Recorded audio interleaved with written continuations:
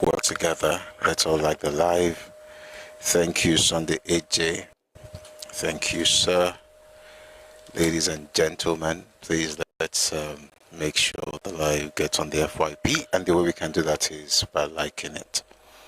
We're going to have a great session today, but in order to make sure that we are still here, we have to keep the live alive, so to speak. So please, let's start up on TikTok. If you're on YouTube, please also like the live. It's just double tap your screen and you've liked the live already. All right. And if you're on TikTok, please click on the heart icon beside the name, Sri Oris, and you'll be able to join the team.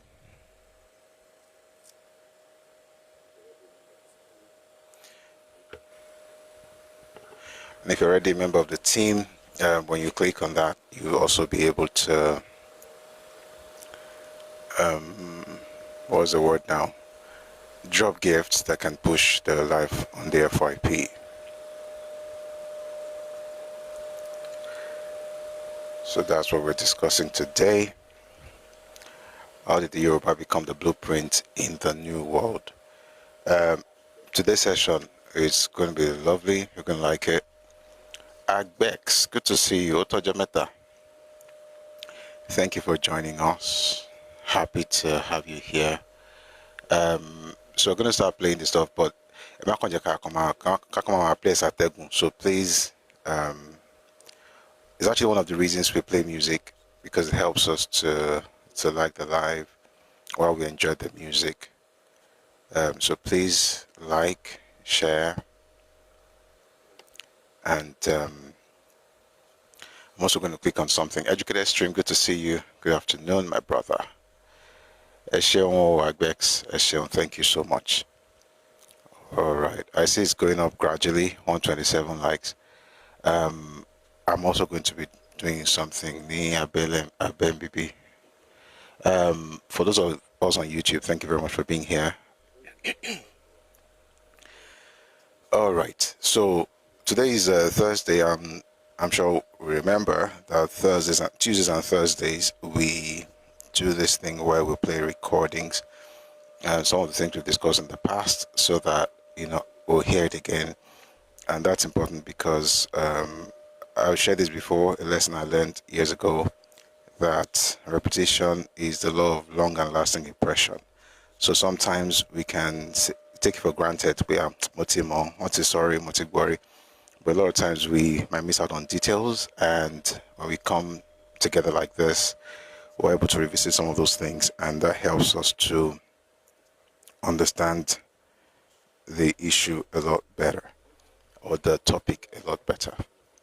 Agbex, oh really? You listen? So yeah, one of our people on YouTube. Nice.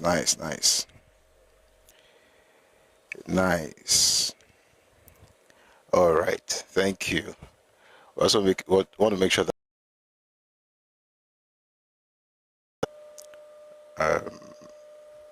engagement, I should say, on YouTube, because as many platforms as possible.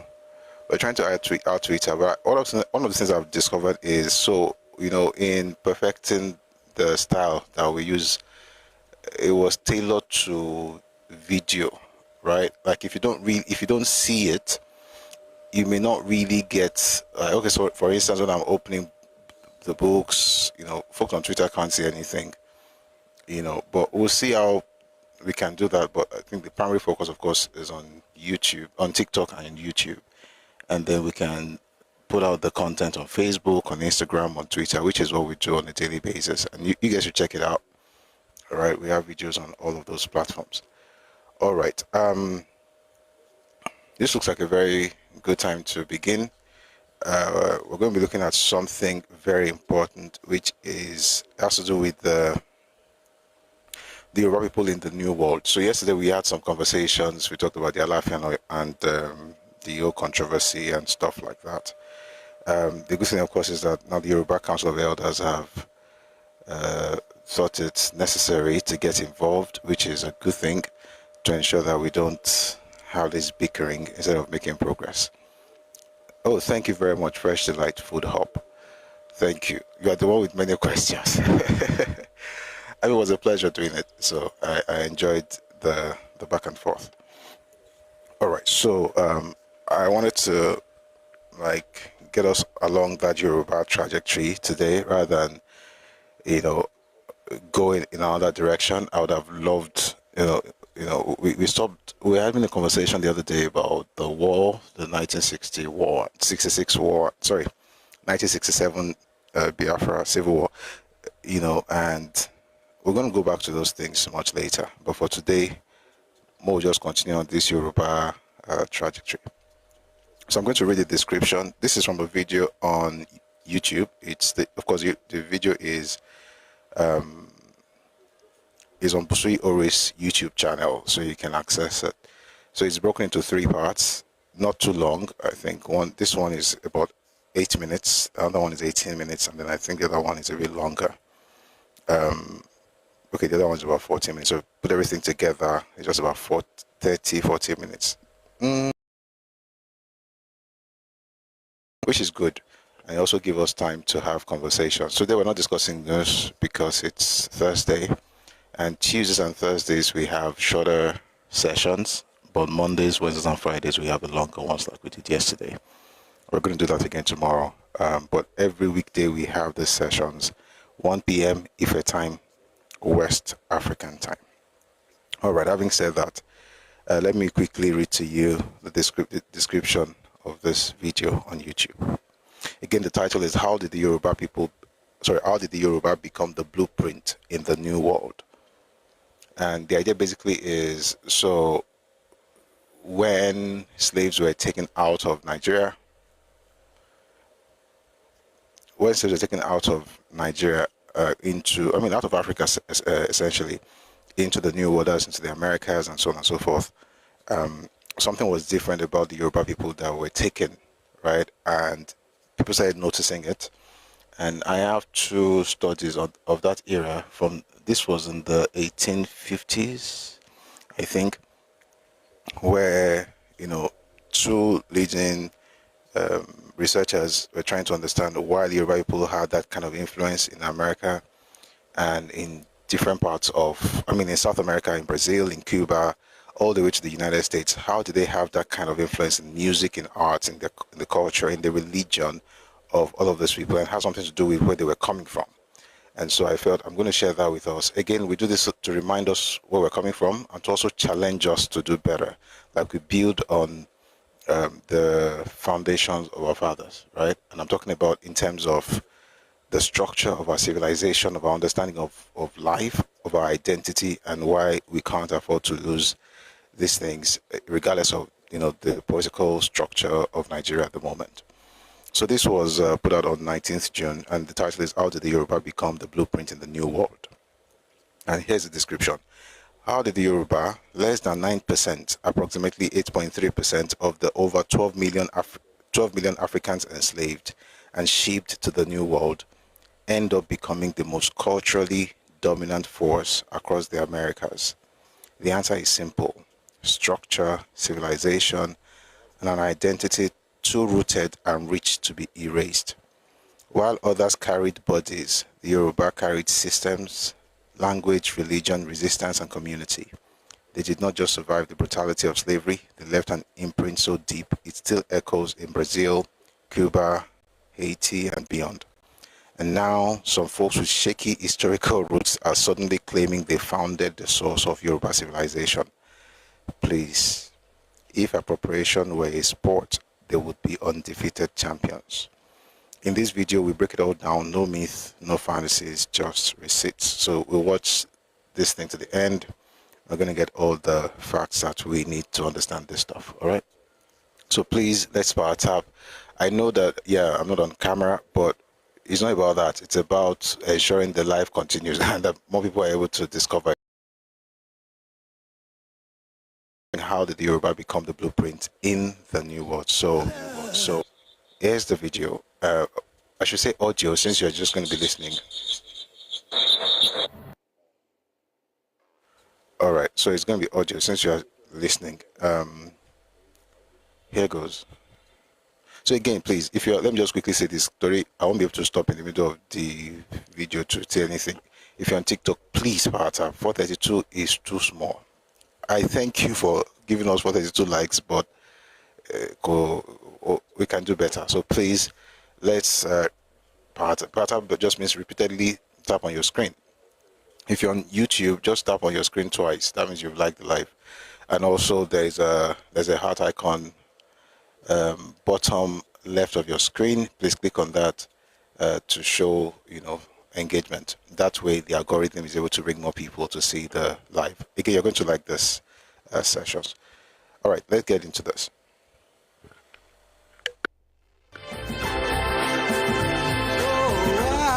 There were two reports that were carried out in the 19th century. One was in the 1850s, the other one was in the 1860s. There were two reports that were carried out in the 19th century. One was in the 1850s. There were two reports that were carried out in the 19th century. One was in the 1850s, the other one was in the 1860s. It was a report on the slaves in the New World. The Yoruba people accounted for about 9% of all the slaves that were taken. And then the question they posed, you know what? Today's topic, we'll get there. Let me read this thing so that way I don't want to answer. I don't want to give an answer that will not be full. So give me a second. Let me open that book. Essentially, what it was about, it was in the 19th century, it was mid-19th century, and the issue was they looked at the slaves, right? Yoruba people accounted for about 9%. Is this 9? Is it 9? Yeah, 9%. There were more Igbo slaves than Yoruba slaves, right? But they discovered that the influence of the Yoruba, their descendants in the New World, their influence outweighs was not commensurate with their numbers. So they started asking questions. You know what? Let me read something to you. Since we are asking this thing, although I didn't plan to go into this, but let me find that book. Just give me a second. I found it. What time is it for? I think we might as well answer some of those questions now. We'll go back to our lower in a bit, but I think it's important to make some of these things clear because we don't know enough about this. So let's start with the 9% I mentioned earlier. So it doesn't look like I'm just talking. I want to read something. By Stimba Jakintoye. The total number of Yoruba taken to the Americas as slaves from the first in about the late 16th century to the last ones in about 1867 has been estimated to be about 1.12 million, representing a little less than 9% of all Africans taken to the Americas as slaves during the 3 centuries of trade. Of this number, nearly 80% were taken away in the century between 1750 and 1850. I just want to put that out there. So I'm trying to tell you where I found what I'm saying. Okay? Now the part I really want to tell you about, it's something from David Eltis. There are two people. Let me see if I can find the other person. Louis Antoine. That one was in 1858. So they did this research in the mid-19th century. Let me read to you. It says here,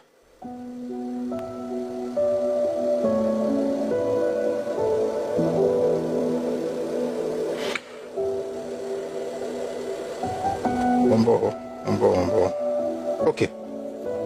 Of the contributions of the cultural heritage of the Yoruba people to these processes, what processes? Let me go back a little.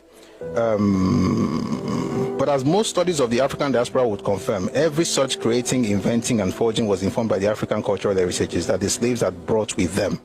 Thus were produced the many variations of African American cultures or Creole cultures now existing as very significant contributions to the civilization of the New World. Of the contributions of the cultural heritage of the Yoruba people to these processes, a fair amount is known today, and the overall assessment seems to be that the cultural impact of the Yoruba people on the evolution of African American or Creole cultures was greater than the numbers of the Yoruba slaves could justify. In a recent study, David Eltis writes, within coerced African migration, that's among the slaves, the Yoruba were among the latest to arrive, but were neither the most numerous not the least scattered over the Americas. I want to read something. It's a comparison between the Yoruba and the Igbo as far as what happened in the New Americas, in the New World is concerned. However, why it's important is that it goes back to culture, it goes back to history, it goes back to origin. So please stay with me. It won't be a very long read, but you like it. So it says, within coerced African migration, the Yoruba were among the latest to arrive, but were neither the most numerous, nor the least scattered over the Americas. In other words, we are concentrated in one place. We're not, I mean, we're in some places, not in one place, but we're not like Fonkato and Toku. So the question is, if we're not as dispersed, as scattered all over the place, how has been able to away from even where the slaves were of Yoruba origin, where they were concentrated? How did your culture travel that far? But so let's get into this. Reasonably precise estimates for other groups will eventually become available, but it is probable that Igbo and some West Central African peoples were larger and more heavily concentrated than the Yoruba. The Igbo in parts of the British Caribbean and some of what have been termed Congo groups in southeast Brazil. Yet, the impact of the Yoruba speakers on Creole societies, Creole basically means mulatto, it means Biamafkas, like basically a mix of different things, of two things. So I won't impose, I want Arabet, toward a new society. So they say, it says here, yet the impact of the Yoruba speakers on Creole societies that emerged in many parts of the Americas appears to modern scholars to have been strong, and in the light of the evidence presented here, out of proportion to the relative size of Yoruba arrivals. In other words, the influence that we have is out of proportion when you consider our numbers. But the question is not, let's celebrate that. No, the question is why. That's why I think he answers it, and we'll go to Louis Antoine, because he really went deep into it. So stay with me. It goes, let me read this one. It says, in comparison, that is with other African groups, the Yorubas contributed considerably more to Creole or African American civilization in oral traditions, especially as expressed in songs, religious rituals, stories, proverbs, and so on, as well as in various modes of family and societal structures. The main explanation for this is to be found in the strength of, listen, if you're Yoruba, please listen, you've got to be proud. You know the kind of pride I'm saying.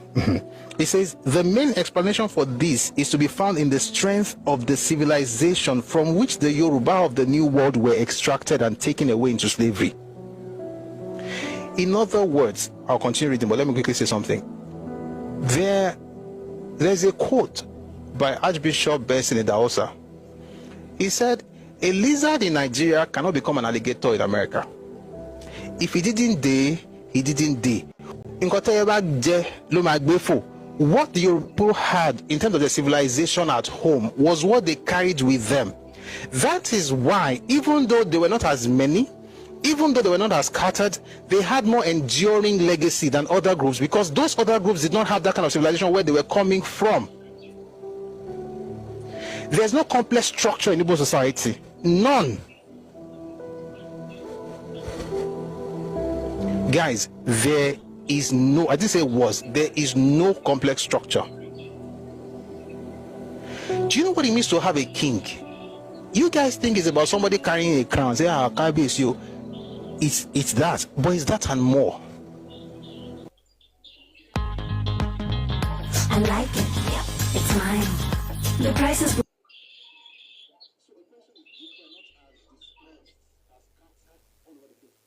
So the question is, if we're not as dispersed, as scattered all over the place, how come our culture, has been able to influence people away from even where the slaves were of Yoruba origin, where they were concentrated? How did your culture travel that far? But so let's get into this. Reasonably precise estimates for other groups will eventually become available, but it is probable that Igbo and some West Central African peoples were larger and more heavily concentrated than the Yoruba. The Igbo in parts of the British Caribbean and some of what have been termed Congo groups in southeast Brazil. Yet, the impact of the Yoruba speakers on Creole societies, Creole basically means mulatto, it means Biamafkas, like basically a mix of different things, of two things. So I won't impose, I want Arabet, toward a new society. So they say, it says here, Yet, the impact of the Yoruba speakers on Creole societies that emerged in many parts of the Americas appears to modern scholars to have been strong, and in the light of the evidence presented here, out of proportion to the relative size of Yoruba arrivals. In other words, the influence that we have is out of proportion when you consider our numbers. But the question is not, let's celebrate that. No, the question is why.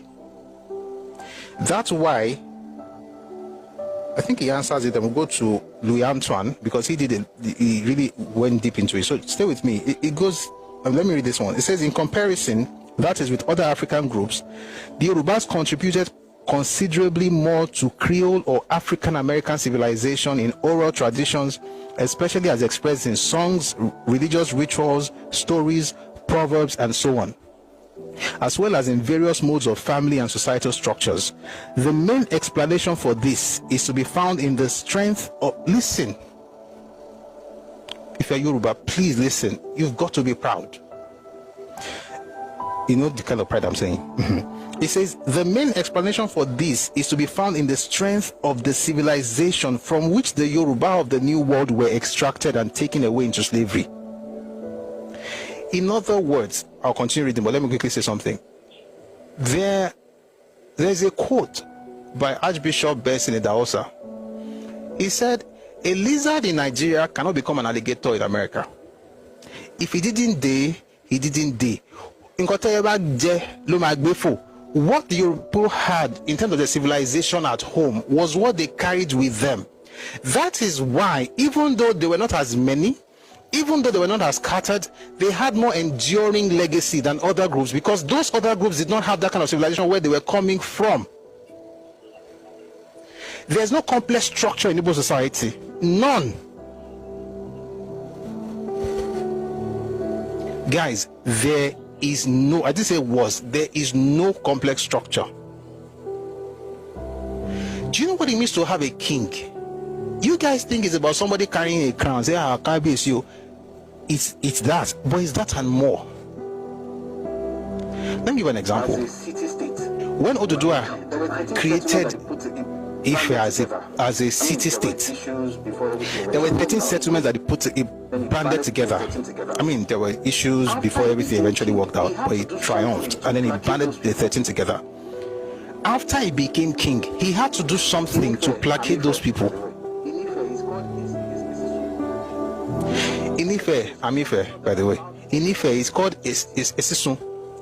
They had to come up with a structure that allowed for them, it's like a treaty, that allowed for them to be part of what was going to be done. So they had to create a very complex structure that will allow for them not necessarily to be in the palace because they're no longer kings, but to also have,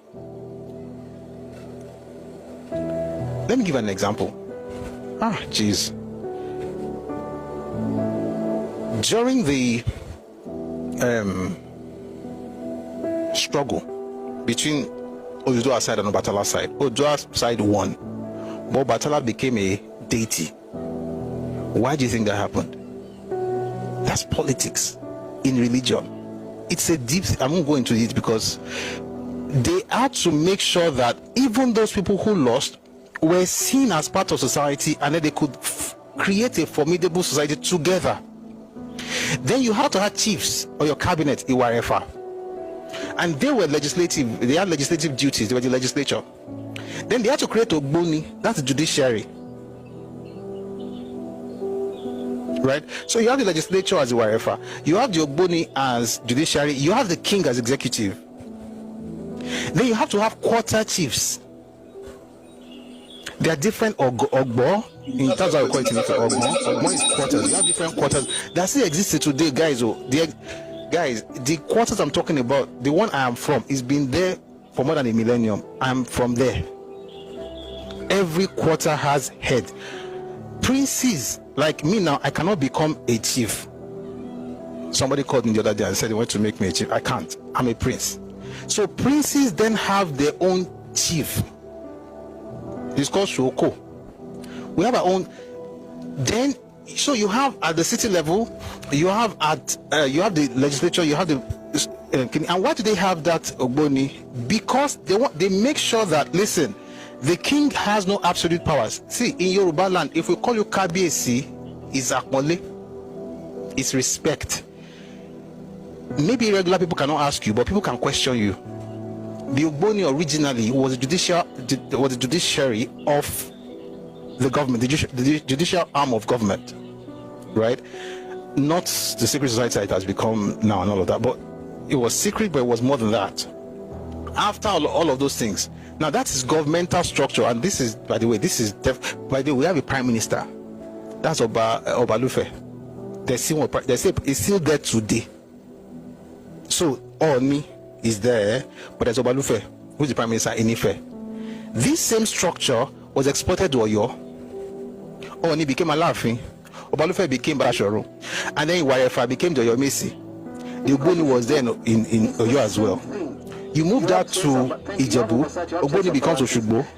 It's the same thing. You have checks and you have oversight, you have checks and balances. This is a complex political structure.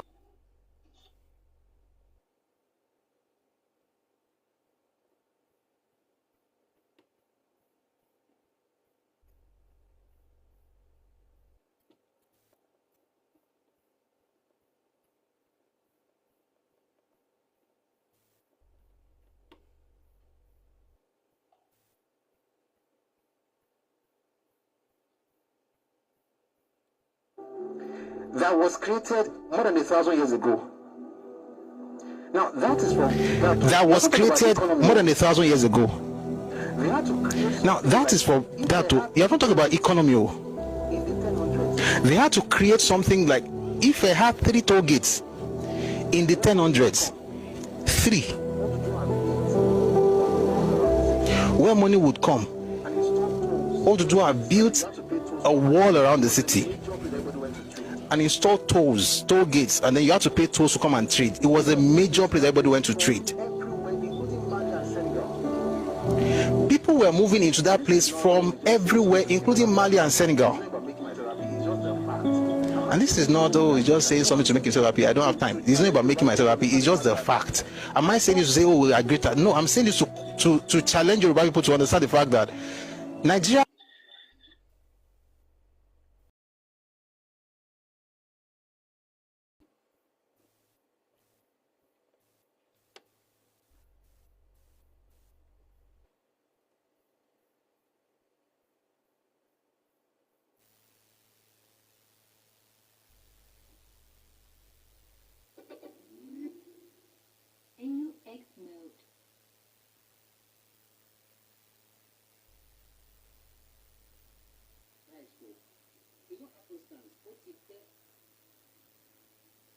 Christ though. It's not happenstance. Otikpe. Listen, I'm teaching, I'm speaking here. This goes back before Christ though. It's not happenstance. Otikpe. What you see us doing now, even what I'm doing right now, what I am doing now, this thing I'm teaching, I'm speaking here, this goes back before Christ though. Orunmila was a philosopher in Yoruba land though. More than 1,000 years ago, we already had a school where people were trained. If you read Akin Jogbin's book, it was called the Kedu. It's a school. How do you have philosophy as a course if you are hungry people and you don't know how to take care of yourself agriculturally, economically, spiritually, financially, politically? How do you have philosophy classes? Guys, we're having philosophy classes. I'm not joking. 7 years in school.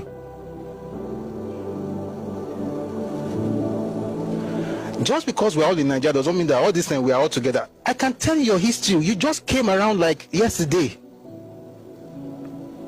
This thing I'm doing, Orunmila did the same thing using observation. There was spirituality to it, yes, but for the most part, it was based on observation. If one day, if I'm able to get people who are not extremists, we'll have a class, maybe it will be small. We'll just have conversations on the philosophy of Orunmila. You'll be shocked at how, I've done it here before, but some people were just unnecessarily extremists about their religion. They don't understand that it's beyond that.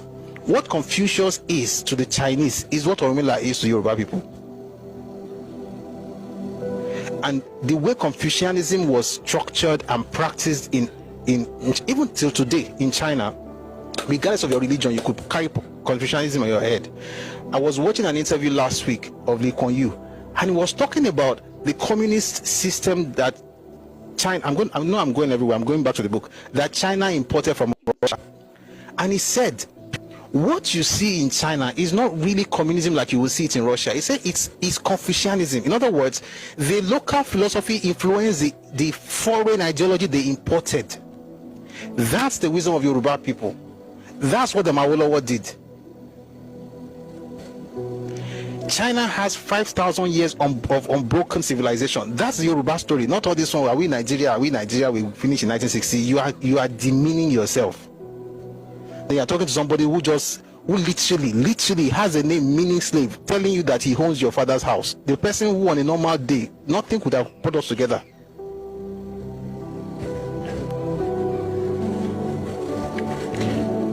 I'm getting very excited. So let's go back to the book. What am I talking about? We're talking about what was responsible for the influence that the Yoruba people, slaves that were taken away. What was responsible for the influence they had in the New World? So let me go back to it and I'll try. Guys, I can't promise you that I'll be quiet because it reminds you of possibilities.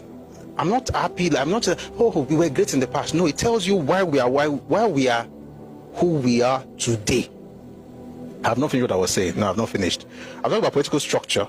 The economic structure was put in place. Apart from the toll gates, they had to create a product in Ife in the 1000s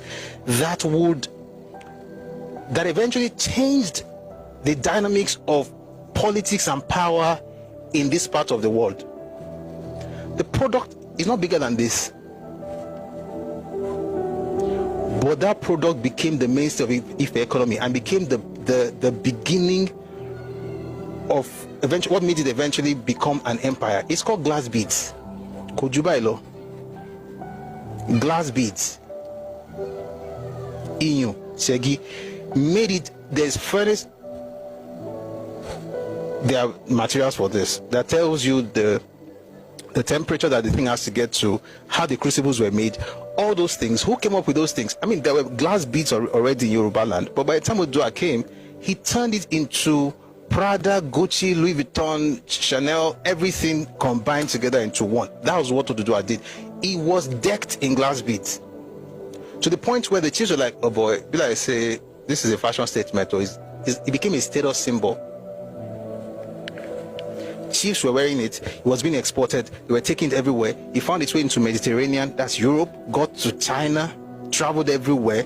It was so crazy that by the time Ibn Battuta wrote about Ife in 1352, it was in Timbuktu between 1352 and 1353. He heard about Ife and then wrote about Ile-Ife 1353.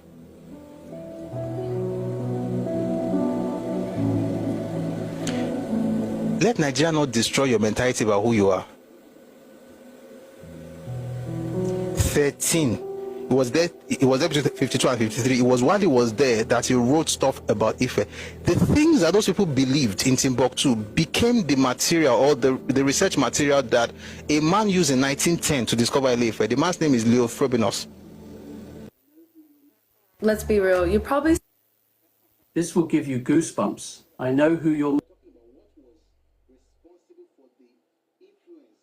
What am I talking about? We're talking about what was responsible for the influence that the Yoruba people, slaves that were taken away. What was responsible for the influence they had in the New World? So let me go back to it and I'll try. Guys, I can't promise you that I'll be quiet because it reminds you of possibilities. I'm not happy. I'm not, we were great in the past. No, it tells you why we are who we are today. I have not finished what I was saying. No, I've not finished. I'm talking about political structure. The economic structure was put in place. Apart from the toll gates, they had to create a product in Ife in the 1000s that eventually changed the dynamics of politics and power in this part of the world. The product is not bigger than this. But that product became the mainstay of Ife economy and became the beginning of what made it eventually become an empire. It's called glass beads. Kojubailo, glass beads, Inyu, Segi, made it. There's furnace. There are materials for this that tells you the temperature that the thing has to get to, how the crucibles were made, all those things. Who came up with those things? I mean, there were glass beads already in Yoruba land, but by the time Oduduwa came, he turned it into Prada, Gucci, Louis Vuitton, Chanel, everything combined together into one. That was what Oduduwa did. He was decked in glass beads to the point where the chiefs were like, oh boy, will I say this is a fashion statement, or it became a status symbol. Chiefs were wearing it. It was being exported. They were taking it everywhere. It found its way into Mediterranean, that's Europe, got to China, traveled everywhere. It was so crazy that by the time Ibn Battuta wrote about Ife in 1352, it was in Timbuktu between 1352 and 1353. He heard about Ife and then wrote about Ile-Ife 1353.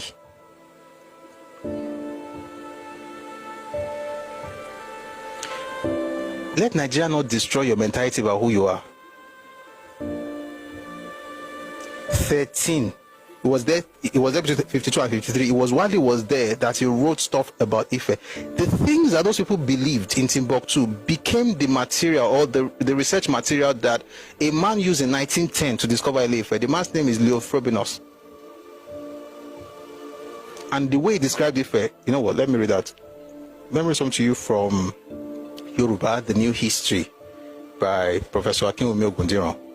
The new techniques for studying the geochemistry of glass have now made it possible to understand on a very fine scale the distribution of Ife glass. The presence of HLHA, blue, HLHA is a technical term. We'll go into all of those later, but that's not where we're going. So he talked about blue dichroic beads in different parts of the region in 13th century through 18th century context, especially at Oshogbo, Ede, Ile, Idanre, Ilesha, Ilare, that is in Ife, Owo, Oyo, Ile, and Benin, demonstrates that Ife glass beads were traded widely.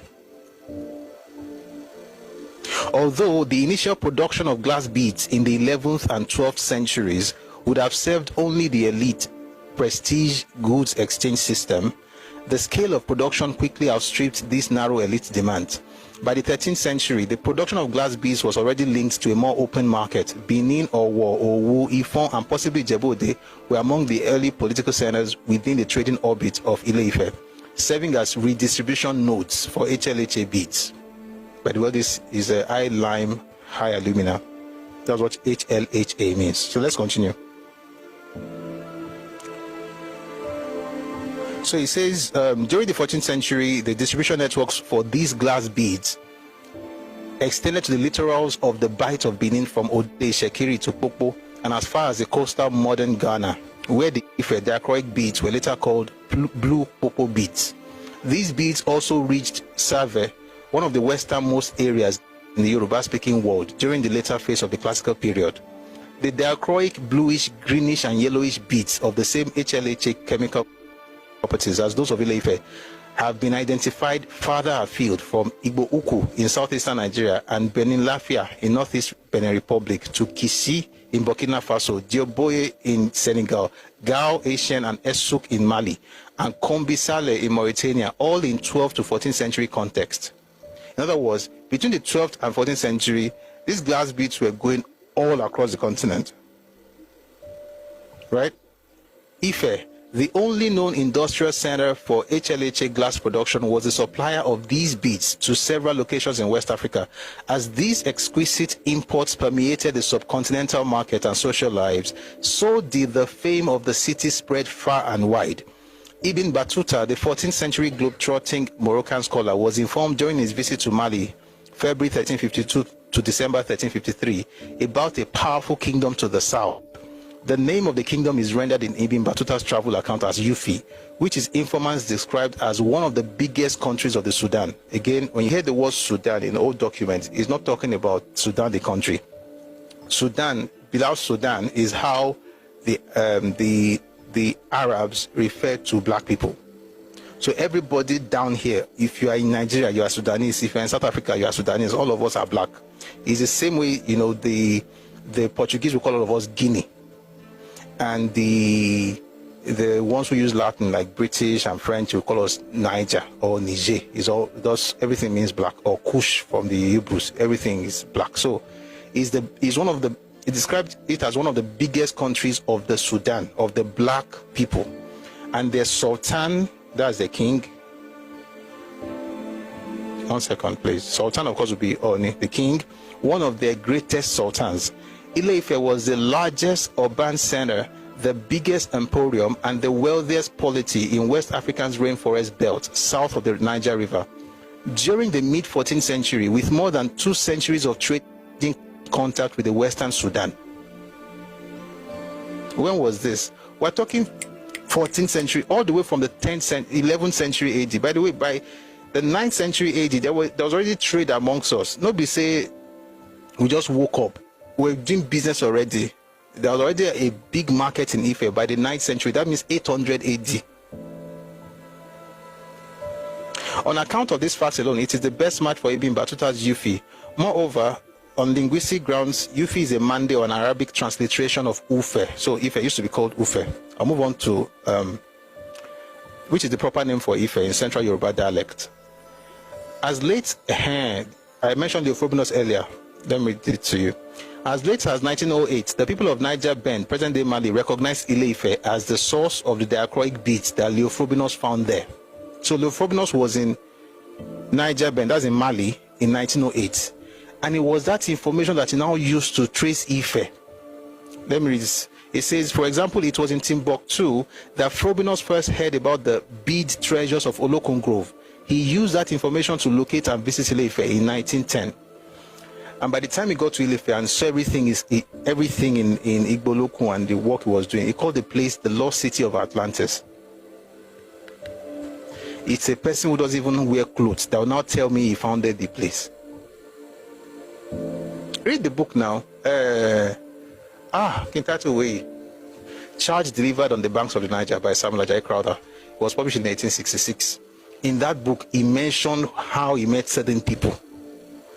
1866, right? That's 400 years of Yoruba people trading with Portuguese. 400 years of Yoruba people trading with Portuguese was when Ajayi Crowther described what we read yesterday. The Ijebu, this you are seeing me wear, this thing. What do we call this material? This design, if anybody knows. I want to make a point. I'm glad I'm even wearing this. What do we call this? I'm sure you can see it. At least. No, not the material. I mean the design. There's a kente. Kente, we call it kente. Yeah, from Ghana. But do you know that kente is actually a copy of Asholono from Ijebu? The Ijebu would sell the clothes to the Portuguese. The Portuguese will sell some of those clothes to the Ghanaians in exchange for gold.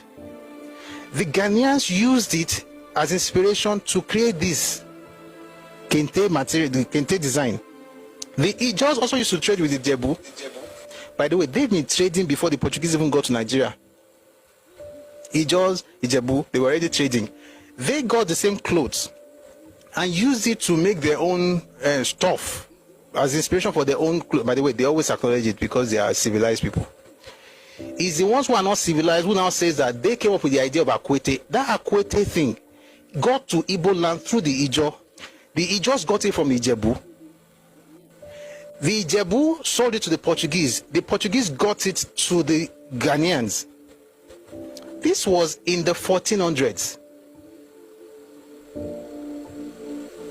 A person who was described here in 1800 as being filthily and scantily clothed is somehow the one who created Ile-Ife. How?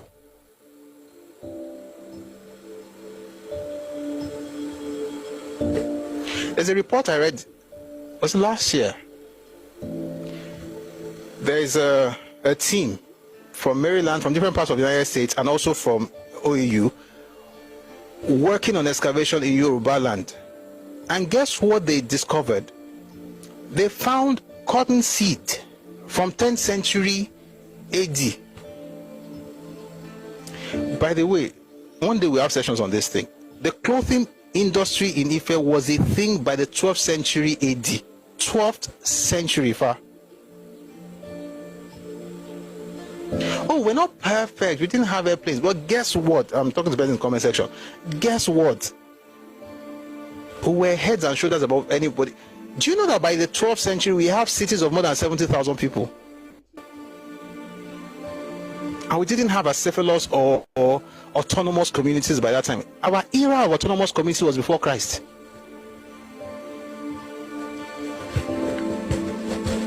Our era of, oh, I'll do my own, you do your own, was before Christ. In Ife, they had to sit down one day and say, listen, no, we are 13 communities, everybody has his own king. Let's band together and have a confederacy. They had a confederacy long before Oduduwa.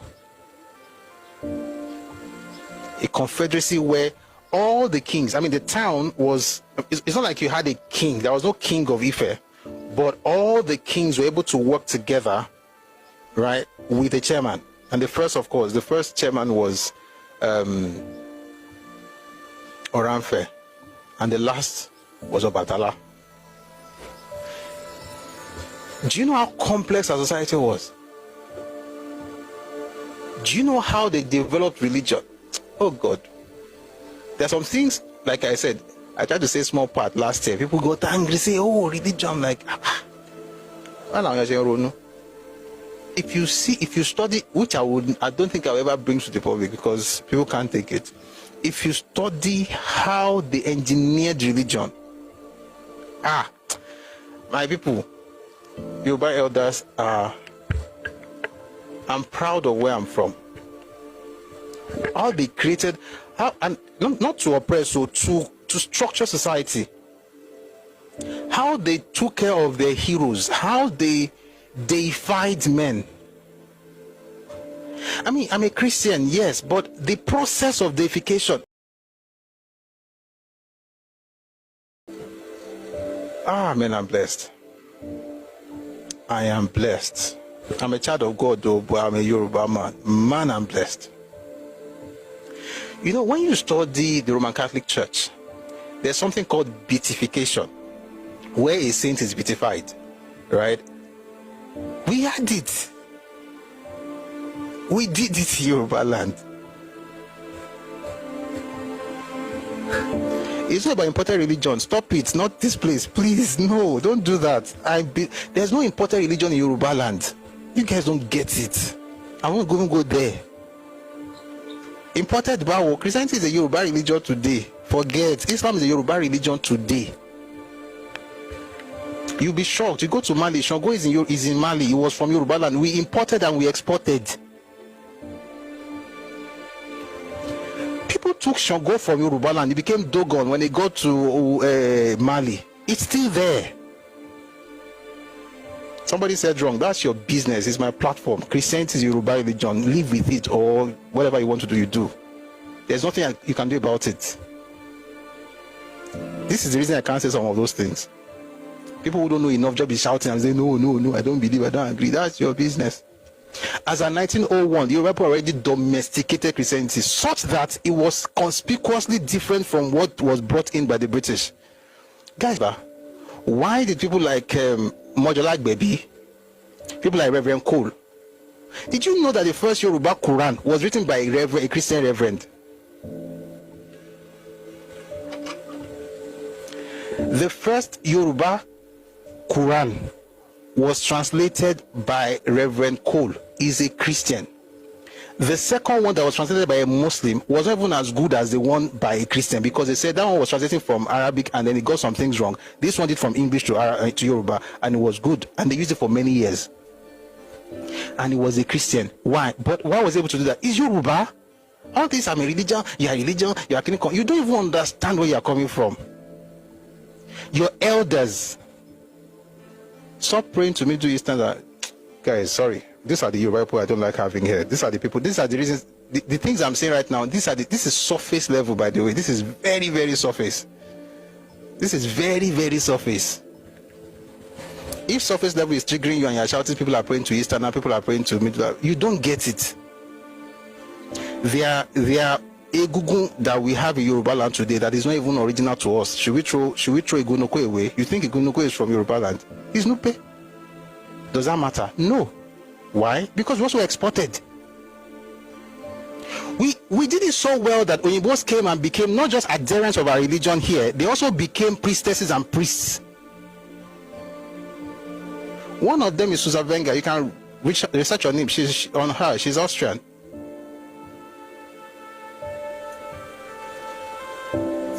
Let me tell you the wisdom of our elders. They will take foreign stuff, they will domesticate it. You will see it tomorrow and say, like, are you sure?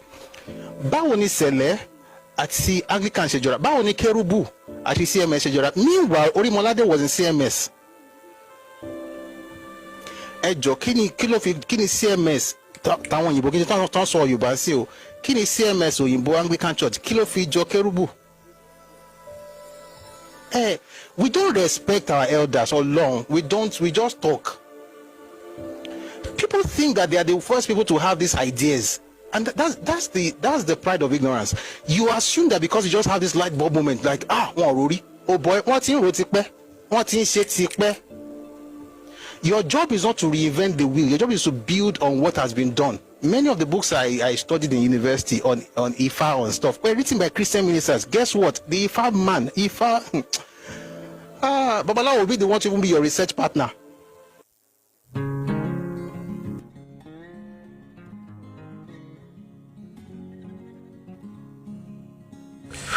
All right. I don't think there's part 4 here. And like I said, I stopped at some point because.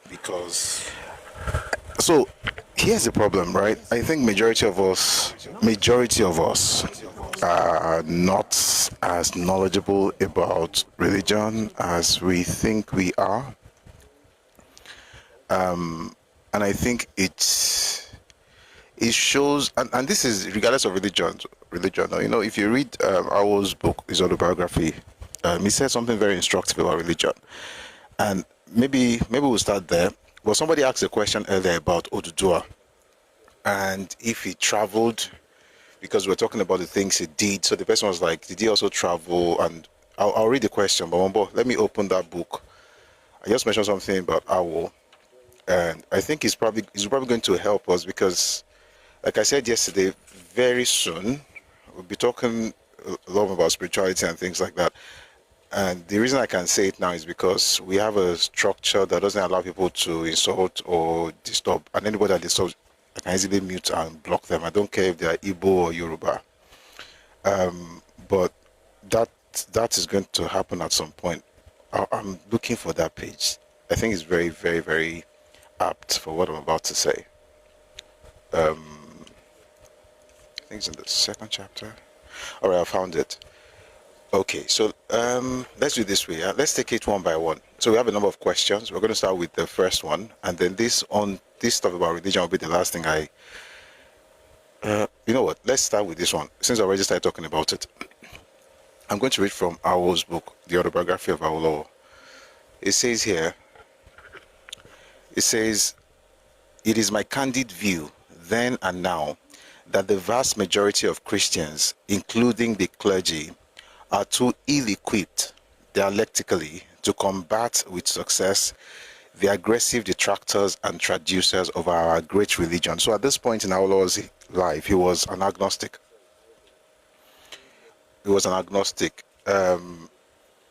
Sorry, somebody says, he clearly said we domesticated foreign beliefs instead of completely erasing ours for this.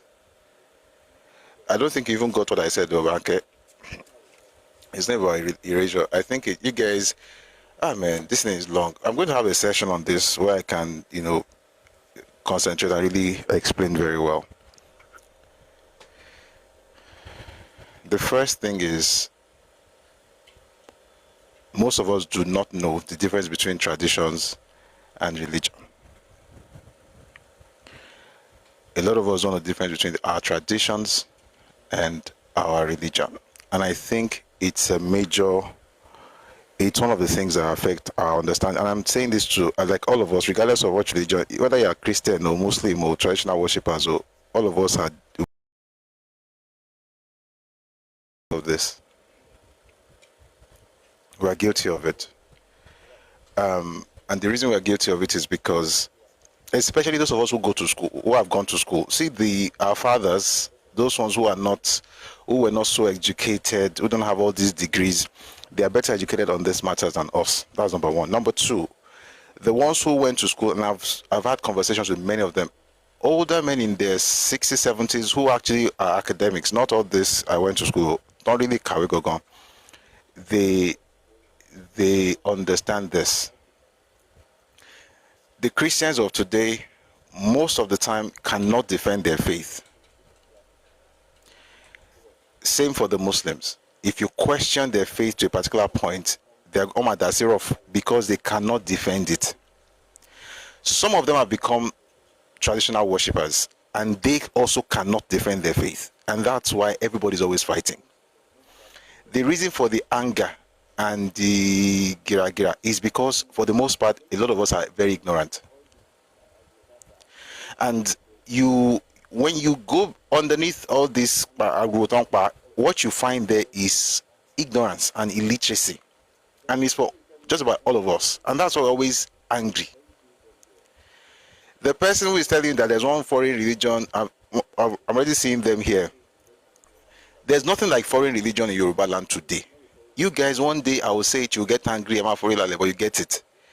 Christianity is not a foreign religion. Islam is not. It was, but is not a foreign religion. The very practice of Islam in Yoruba land is totally different from what you're going to find in Saudi Arabia. There is something called domestication. It has happened. You guys just didn't notice, and that's why, especially those who just everybody's just fighting, and all of them are ignorant. The truth is that once a people take a thing and own it and reinterpret it in their own fashion, you cannot just come around and be shouting that something is foreign, something is foreign. The one you are holding on to, who is to tell you that it's not foreign? There's an assumption that what you call tradition today has always been tradition. The point is, that is a lie. There are things you call tradition today that were introduced to you like 200 years ago. Listen, the beautiful thing about it is that our fathers don't lie. They were bold enough to say this was when this one was introduced, this was when this one was introduced, and then when we researched, we asked them, and we put all those. Sorry, there's somebody just disturbing on YouTube. You have to stop. Nathan. This has nothing to do with what I'm discussing. This is not. So we don't usually have a lot of people on stage, right? That means that I have to, look at what people are typing in the comment section. It helps me, to know what questions people want to ask and things like that. But all this one they are writing. Nathan today, what you're writing is absolute nonsense. Your Bible have nothing to do with Nimrod or Lamrudu. Please stop this thing. We are not Anunnakis. Where are you people from? Kilo kon Yoruba ati Anunnaki. Kilo kon Yoruba ati Lamrudu. I've had full sessions there discussing where Lamrudu came from. Abo ẹ̀kọ́ iná ni. At least we'll be tabula rasa, so you'll be able to get imprinted upon by those who know better than us. But once we have this, let me say something. There are some books, I think I mentioned this the other day, and I wasn't even planning to get into all of this. There's some books I read years ago as a younger person, written by Black Americans. Please, if you are reading all these books, Emma, calm down. They will tell you are connected to Anunnaki. They will tell you that you are from Egypt. They will be looking for a way. The things that your father stopped doing in the 1900s. It's why a lot of people are now holding on to and shouting you are from Kimi. You do not need your identity to be grounded in something foreign. You are Yoruba. You don't need a foreign identity to give you that sense of pride. You don't need it. I'm Yoruba and I am Christian. I don't have to rewrite my history based on Jewish traditions. Christianity and Jewish tradition it's a different thing. One is a faith, the other one is people's culture and heritage. And that's why I keep saying that a lot of what our fathers have done in the 18th century, 19th century, and early 20th century, they are lost on us because everybody just asking. And again, we think we are the smartest people, like we're the first set of people in Yoruba land to think of these things. So once you start tobating Benue, you're not be insulting everybody because for the first time in your life, you are thinking differently from those around you, not knowing that you are just starting out. As soon as you begin to research and you see what our fathers have done, you will be humble. We don't read. Somebody just ask a question, like just one question that nobody has asked before. You just asked it, and because nobody around you can answer it, suddenly you are the smartest person in Yoruba land, and all of us are stupid because you have read, you have thought of something. Meanwhile, what you are thinking of, let me tell you one story. When I was 9 years old, are you now saying that we are not descendants of Nimrod? No, we are not descendants of Nimrod, Nathan. Please, I'm going to talk about that later. But please, let's just stick to one thing first. Then we'll go into other things. I was 9 years old. I asked my mother a question. So my mom, and this is one of the things that actually influenced my desire for history. My mom had a family genealogy in her wardrobe. That's my father's family. She had it in her wardrobe. So the first time I saw who begets who, and all of that was in my mother's wardrobe.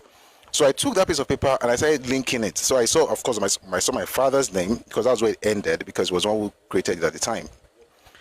And by the way, he didn't go beyond, I think, the 4th generation. I had to now work on it to take it all the way back to the 10th century, which I am proud of. But that took me many years. Anyway, I was 9. I saw this thing. I saw my father, his grandfather, the great-grandfather, and then the one that gave birth to him. And that was where it ended. So I started asking questions. Like, okay, so who gave birth to that one? And who gave birth to that one? Eventually, okay, let's get to... So if God made everybody, who gave birth to God? That was a 9-year-old question. That was a 9-year-old person, boy, asking his mom. My mom couldn't answer that question. I did not find the answer until well into my 30s.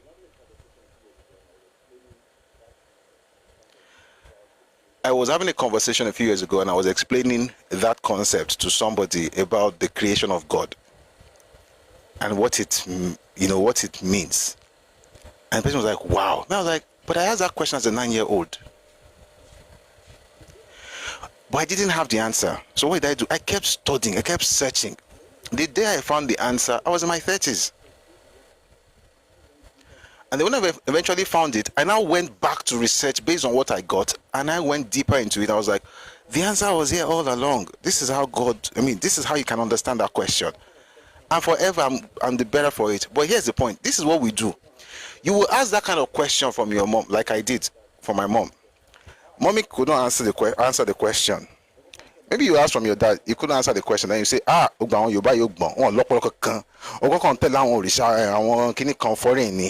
don't. That is it. In other words, you have not resolved the question. So you have a question, but you have not resolved it. And in you not resolving it, you carry that thing on your head, and before you know it, you are insulting everybody, thinking that you are smarter than all of us. Meanwhile, you are not as smart, because asking questions is the beginning of being smart, but getting the answers is what gives you intelligence. If you cannot get your answers, so what are you really doing? You're just insulting all of us. Which is what I see in different religions today. A Christian that cannot even explain to you what it actually means to be a Christian. So when you ask certain questions, he gets angry and starts saying, you are insulting him. And I'm not saying this because I know a lot. I know some. Kekere. And the little I know, I think one of the things that happened to me, one of the best things I think that happened was the crisis of faith I went through in the early 2000s. I was in uni and I was questioning the concept of God and why I should be a Christian. And it was because my professor had a class. I'll talk more about it when we won't talk about religion, but let me just say a little bit of it. My professor had a class. We're talking about slavery. He showed us some pictures. And I started questioning my faith. And that question was that because I was a leader in church, in fellowship, but then I was studying traditional religion, in class. I now had this issue again. So which one do I follow? I think for most of us, we need to actually sit down and actually think about this thing. Forget what you hear, even forget what I'm saying. Let what I'm saying just propel you to research. Once you start researching, the first thing you're going to discover is that you may be smart, but you're not the smartest person on earth, because you discover that every single question you're asking, people have asked before. the answer they give may not be the exact thing that you need, but it's going to spur you to finding what you really need. And that's what research is all about. So what is Sonkokon? You now build on it. When a person comes, for instance, like the person that spoke earlier and says, and people came up with 2 foreign religions. You think we have 2 foreign religions in Yoruba land? Is that what you think? Really? Is that what you really think? That we have 2 foreign religions? Are you serious? Some of the ones you call traditional religion today were foreign.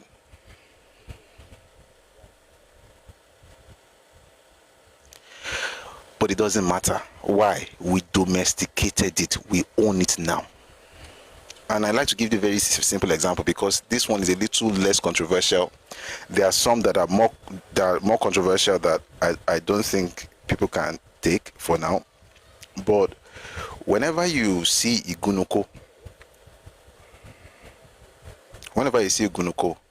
just remember that what you are looking at is not Yoruba. That's not Yoruba. That's Nupe. It's foreign. And there's no shame about that. Why? Because we are city people. Yoruba people are city people. We intermingled with different groups over centuries. I'm not talking about Christian Nigeria. I'm talking and because we intermingled, there will be something called cultural exchange. The way we took Igunuko from Nupe, the Malians took Shango from Oyo. Today, there's a shrine to Shango. If you get there, it's not called Shango, it's called Dogon. But it's from us. If you keep shouting foreign, should they also cast out all the deities that they took from Yoruba land in different parts of the world? There is a pedestrian level to have this conversation, which is what I see on social media, and that's why I don't really get involved. But there is an intellectual way to discuss it. It's not about one is foreign, I'm not foreign, I'm original. The one you are calling original, who told you that you are the one that created it?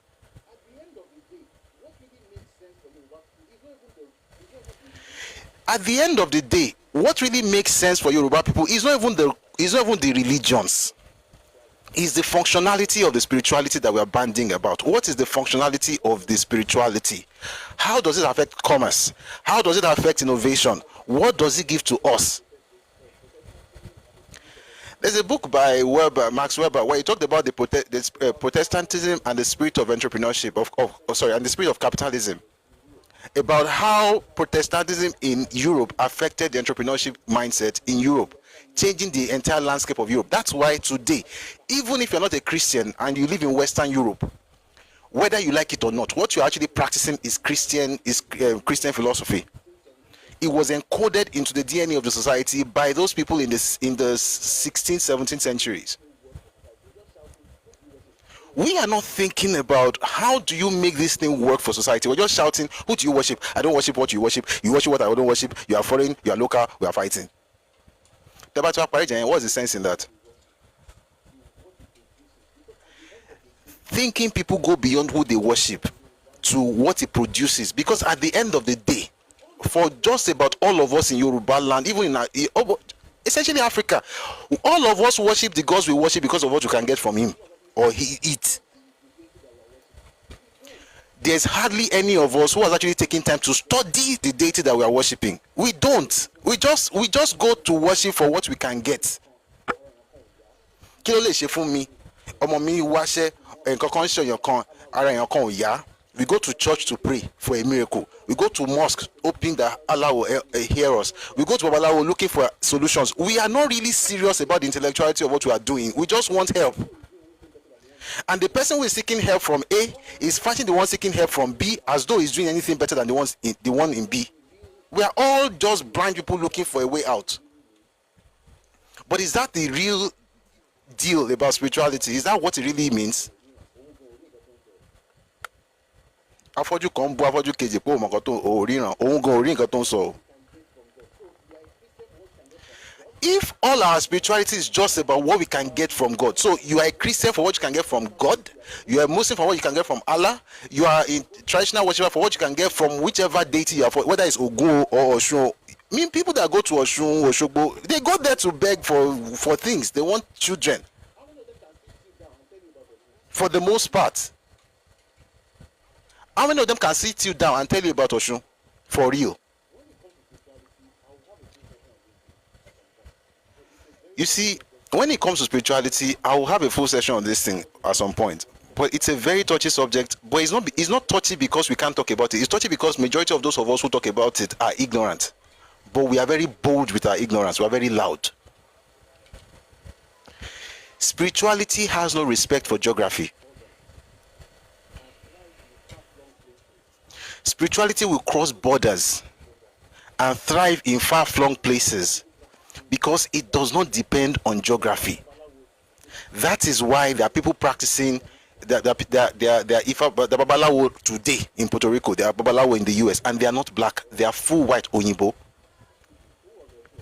Aduni Olorisha, who was who was Oshun Oshogbo priestess?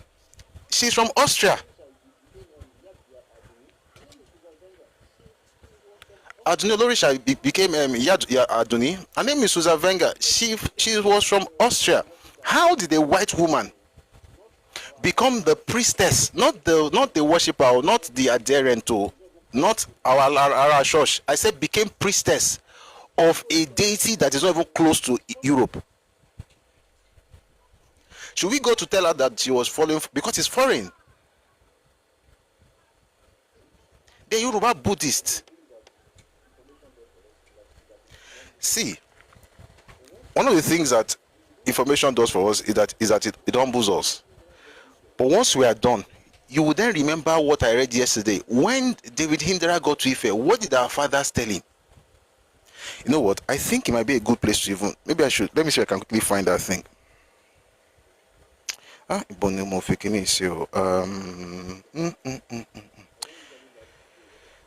think it's in 1 second, please. I don't usually like to do a lot of teaching on Tuesdays and Thursdays because of time, but go back.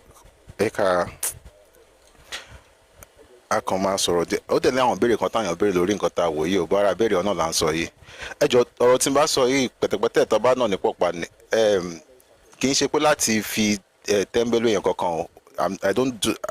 I sound very passionate about this because sincerely sometimes you feel like crying at the display of ignorance and the fighting between two ignorant people, and you're wondering what exactly did Awolowo do all this thing for? Why did he spend so much ensuring that we went to school? My mentor was telling me the other day let me not go there. How, for instance, the kind of thing they invested in education just for Yoruba people alone. At this point, there are things that you shouldn't even be arguing about. Because if your own fathers were able to say these things back then, I'm wondering what Kilo Shewa Gono. But I'm going to find this thing. It's in Akinwumi Ogundiran's book. No, it's not Higgins. I think it's the David Hindera. Emma Benujari Ejo Kotimo Walokbo.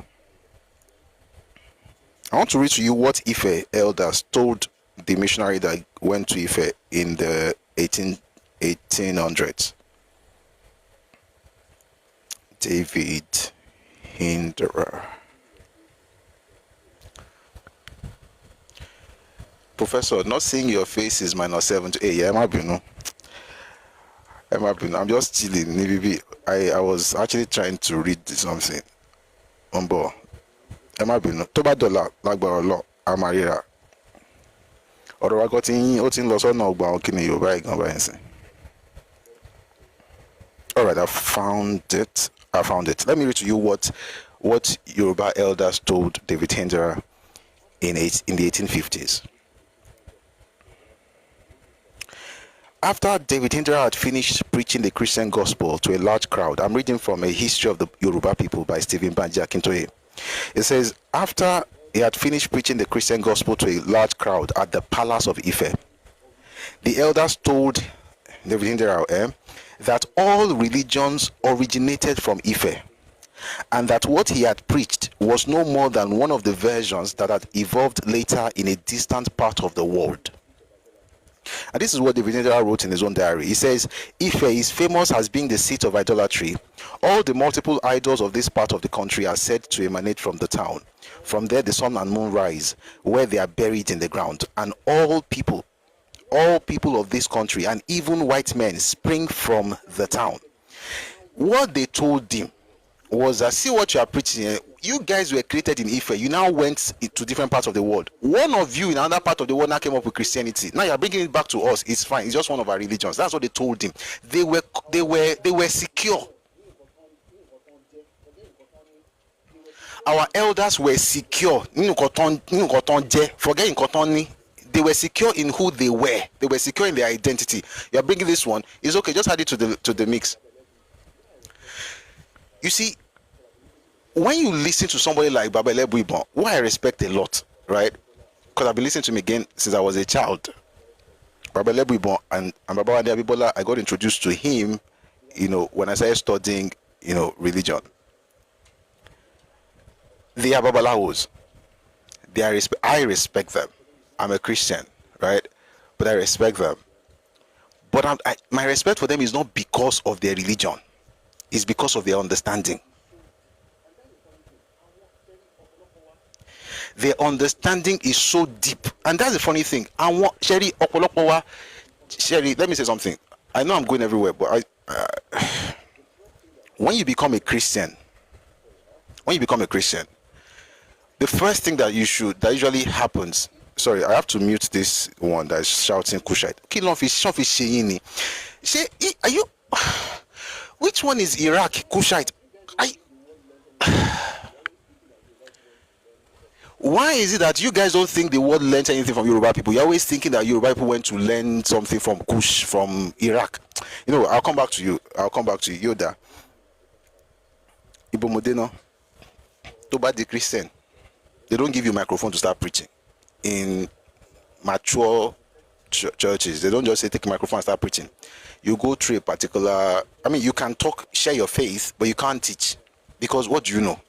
So they will tell you to go through some classes so that you can learn, you can understand the faith, and then you can develop, and then after a while, they begin to give you responsibilities. There's something I noticed in Christianity recently, and I've also noticed in different religions as well, but for Christianity, it's a bit more structured. When you say you have believed in this thing, you have believed, okay.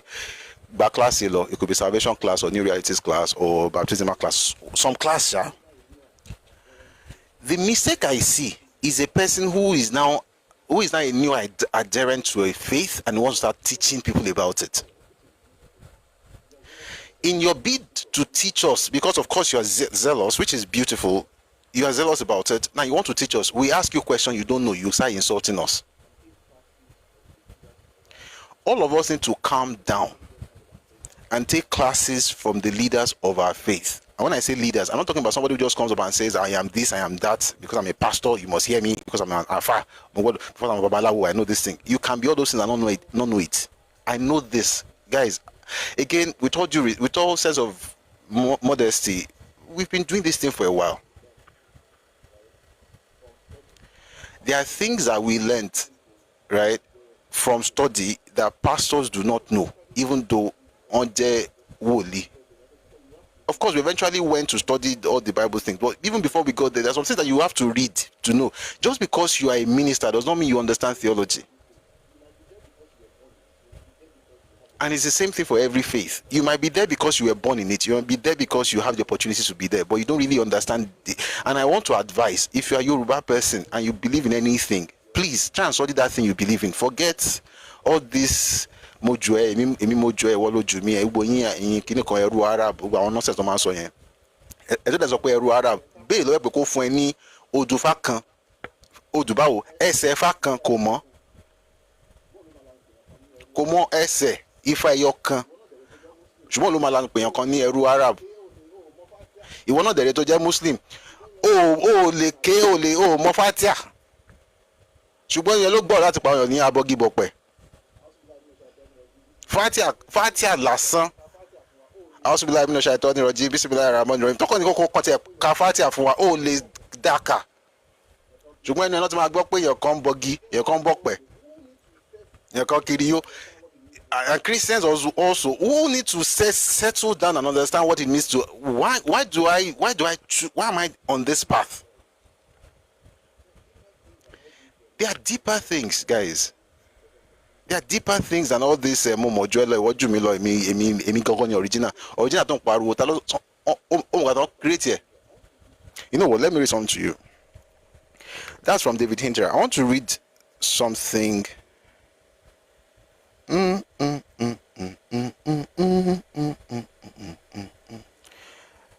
Umbo. Derikini lekan. Morikini lekan. Ma washa. A confirmation you can. I'll eventually go back to the original, the first question somebody asked when she was talking about where did Oduduwa get those things from. But I'm going to read some things out. Again, some of the things I read, it's not like I cannot just tell you, but I think it's fair. I like, maybe because of, my own understanding of how knowledge works. There's nothing we have that we ibilatiba. I'll connect to Shajuwa. So it makes sense to refer to those things. If I tell you I know Ifa, for instance, it's not because I'm Babalawo, it's because I've studied what Babalawos have written. So it would be stupid to just say, oh, I know this thing. It makes sense. Okay, I found that stuff. I just need to find the page.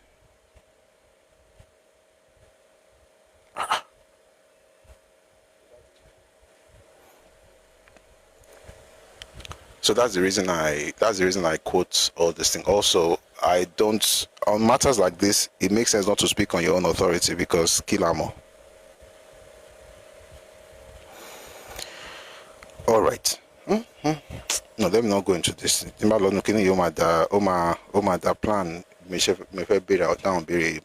what I want to say is this. You see,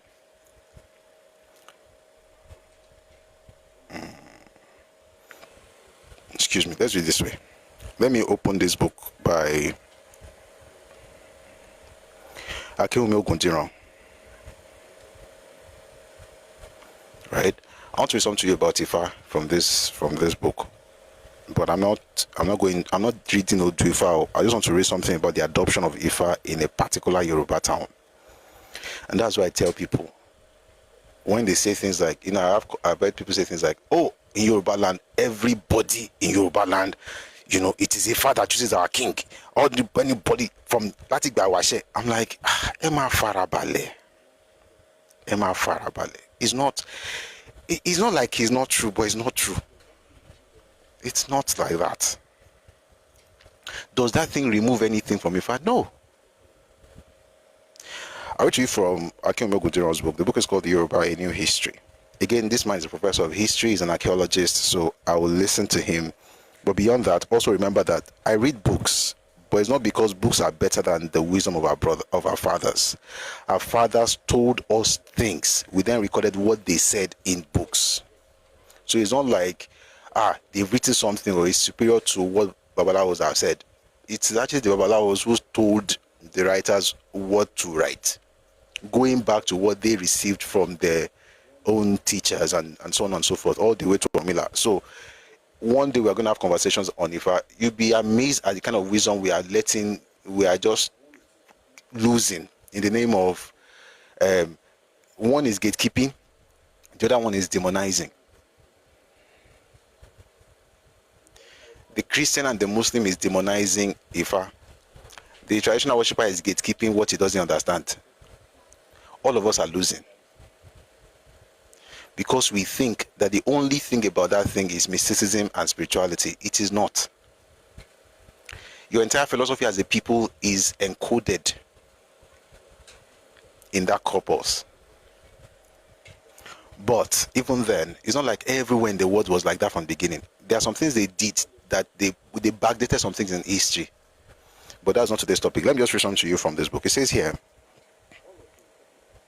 the relationships, all of this talking about many things. Okay, let me just start from here.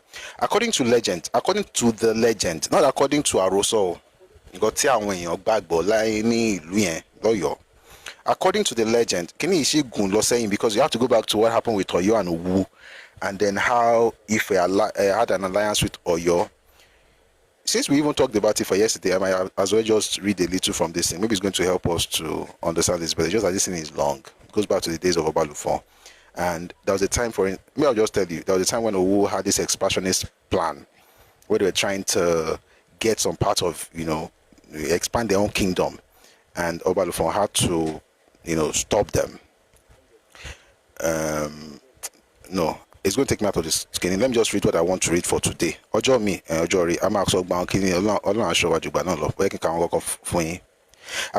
the legend, Oromiyan was the father of Shango, the mythical founder of Oyo, whose mother was a Nupe princess. From this point, the legend is silent on the supposed immediate successors of Shango, Ajaka and Aganju, but instead focuses on Kori, the Oyo king, whose rule took place sometime in the last quarter of the 14th century. Please, guys, please listen closely. I think this is going to help us, right? He's talking about Kori. Kori was an Alaafin in the late 14th century, so this would be 1300s. The Oromiyan legend alludes to the relationship between Kori and Ile-Ife. Kori's father was Aganju, but his mother was from Ogboro in the early Owu territory. The name of Kori's mother, Iyanyu, or mother of Iyun, which of course tells you a connection with Ife, is derived from Ife's red glass bead, Iyun. Iyanyu is said to have introduced Ifa divination, an important element of the Ife ritual field, to Oyo.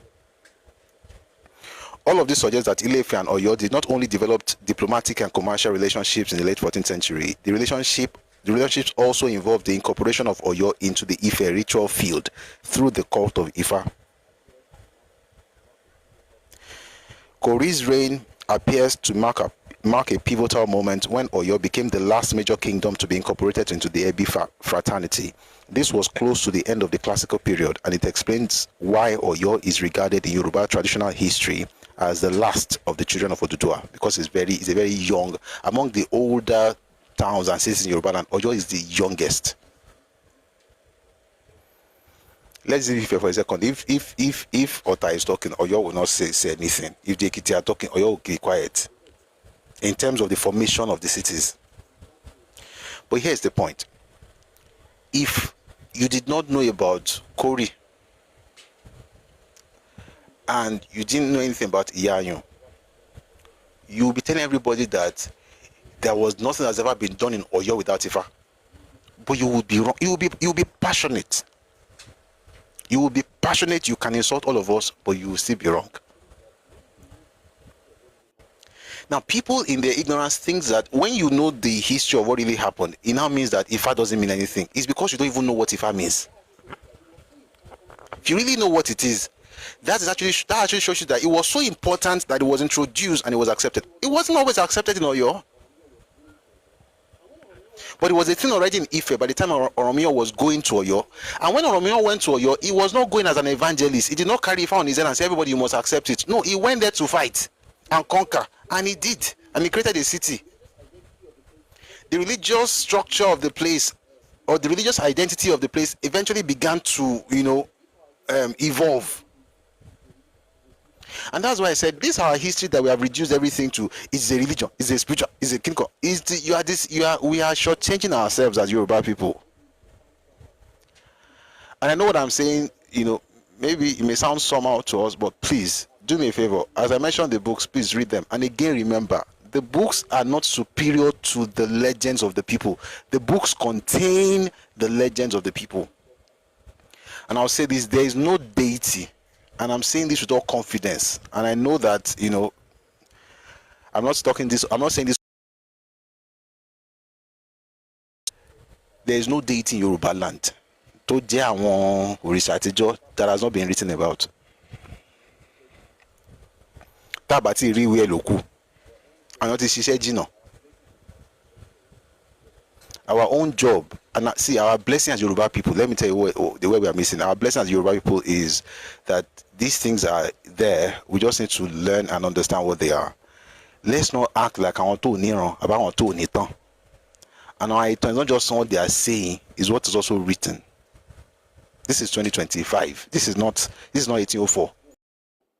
kọ́ sínú ìwé yẹn wọ́n lọ mú láti inú odò ní àbí Iyemọja àbí wọ́n abọ́kàn lọ jí ṣe bẹ́ẹ̀ àwọn àgbààgbà náà lọ sọ fún wọn ṣùgbọ́n àwọn tó bá ti twitter pa ní ipa pé ó máa jẹ́ kí inú yín dùn.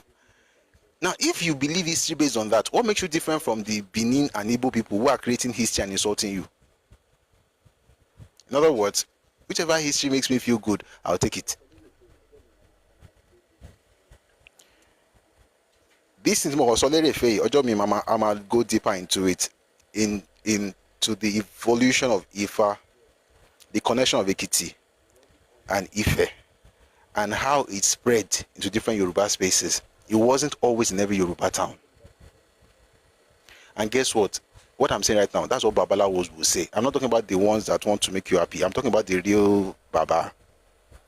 And they will say it because it doesn't take anything from Ifa. Now let me quickly answer the question, so that we can call it a day. By the way, tomorrow we're going to be here 1 p.m. Ife time, West African time. We're going to go deeper into this. But maybe not into this, to be honest, into something else. But I think we're still discussing Nigerian political history, Awolowo and Zik. So I get into that tomorrow. But let me just read something to answer the question. So the question was, I'll see if I can remember. The person was asking, okay, so we're talking in the video we listened to, in the audio, where we were talking about how, by the way, the video is on YouTube. It's called How Did Yoruba Become the Blueprint of the New World? It's on YouTube, so please check it out. Busui Oris on YouTube. You'll find the full video there. So we were saying something about how Oduduwa, Oduduwa created a new structure in Ife. Now, first of all, and I might also use this opportunity to talk about this Lamurudu thing. Lamurudu is okay, let me put it this way. The first book on Yoruba history that was ever written, or let me put it this way, that was ever published, because he wrote that book earlier, then the book got missing mysteriously, according to Onyibo.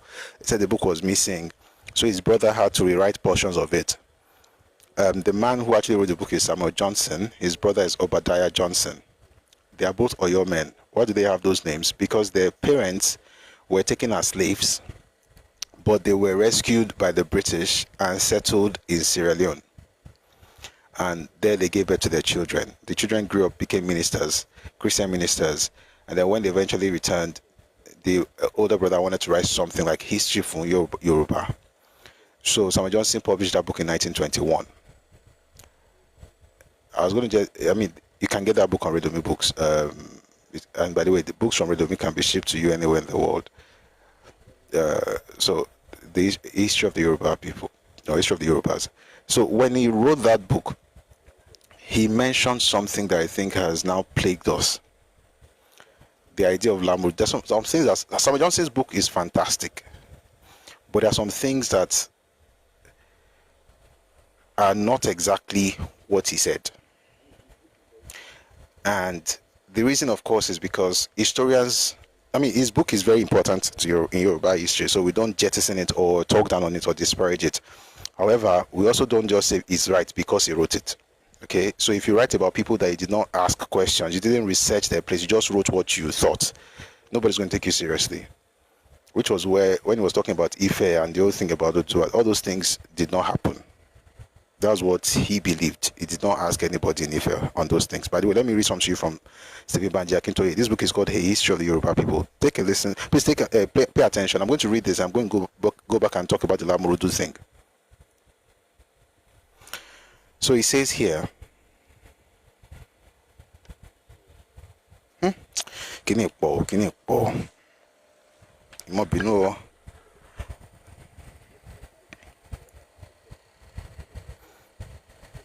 You know what? Let's read a bit more. A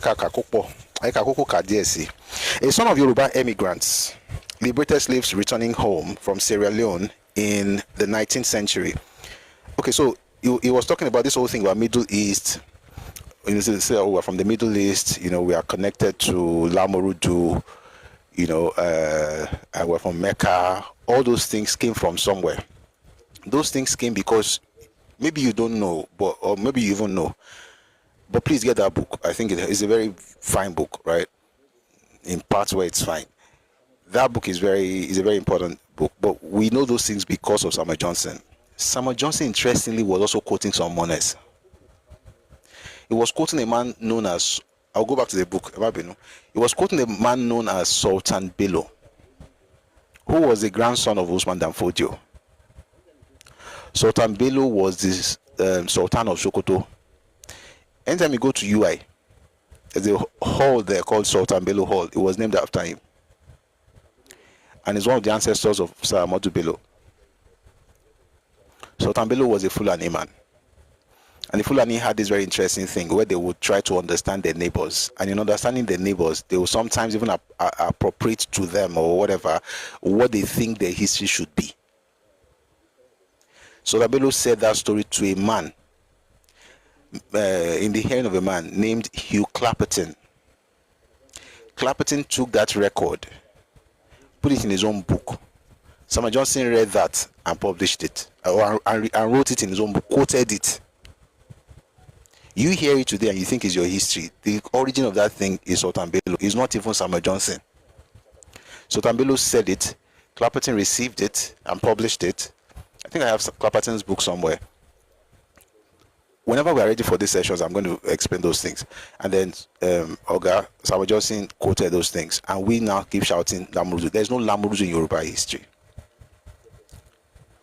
Lamuruzu is a connection I'm going to create if you are trying to say Nimrod and you're trying to get us into the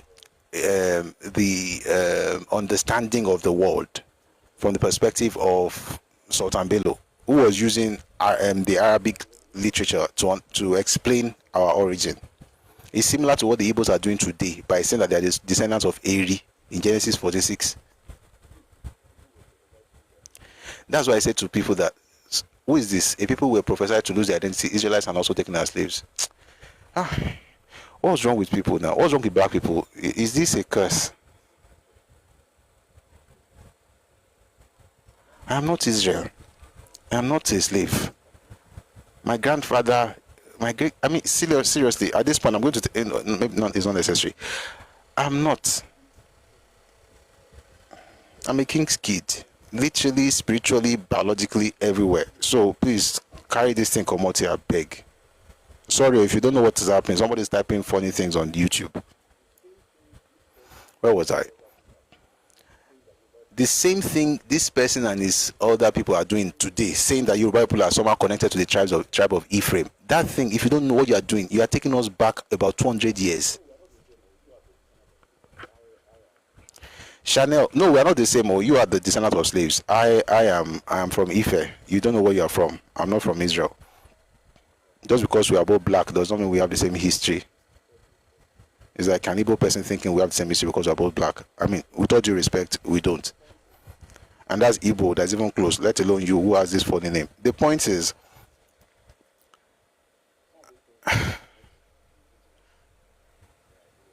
some of these things are not indigenous, right? It was something that was projected. So if, for instance, we're able to eventually, after many years of work, break out of this international attachment, tipa attachment of Nimrod today, Kinikon tomorrow, Mecca tomorrow. If a person then comes in 2025 and start telling me that Yoruba people are connected to Israel, I take you to be a very ignorant person. I don't care how much English you can speak. You don't know what you're talking about. It took us 100 years to break that thing. The book was published in 1921. We are still trying to break it. This is 2025. It's 104 years now. We are still trying to remove that thing because we didn't know it before it was published by Samuel Johnson. You will then come in 2025 and take us back again like... Where does the habit of circumcision on 8th day comes from? Yoruba land. It comes from Yoruba land. It comes from Oromila. Why do you guys have inferiority complex that everything you do in your culture must be from Israel? Are you inferior? But Yoruba people were already in existence even before Israel became an identity. When did Israel become an identity? When was Moses born? Moses was born about 1500 BC.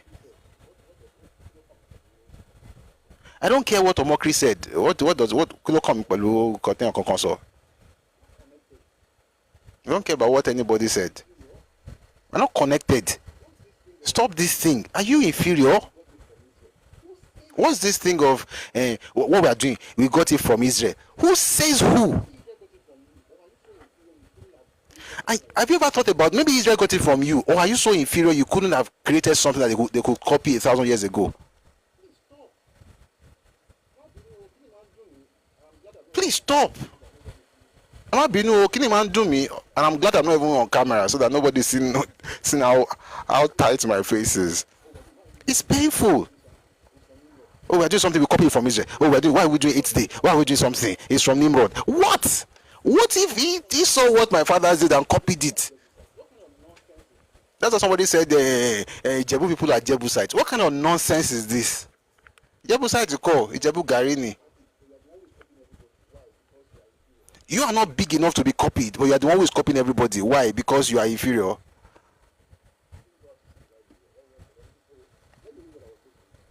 It didn't go out to civilize the world. Let me read what I was going to read, Jerry.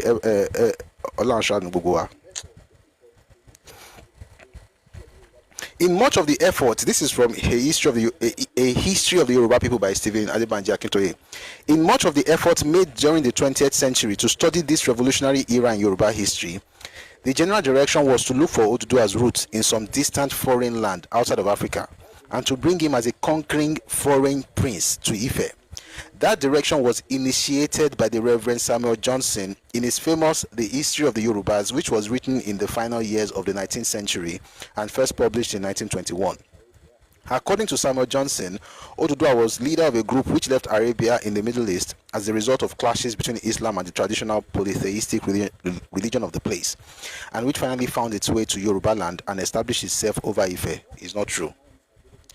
Until deep into the 20th century, some of the best minds available to us in historical scholarship took up Johnson's lead and followed it. Excuse me. And therefore, it is important that we briefly examine the roots of Johnson's ideas concerning early Yoruba history.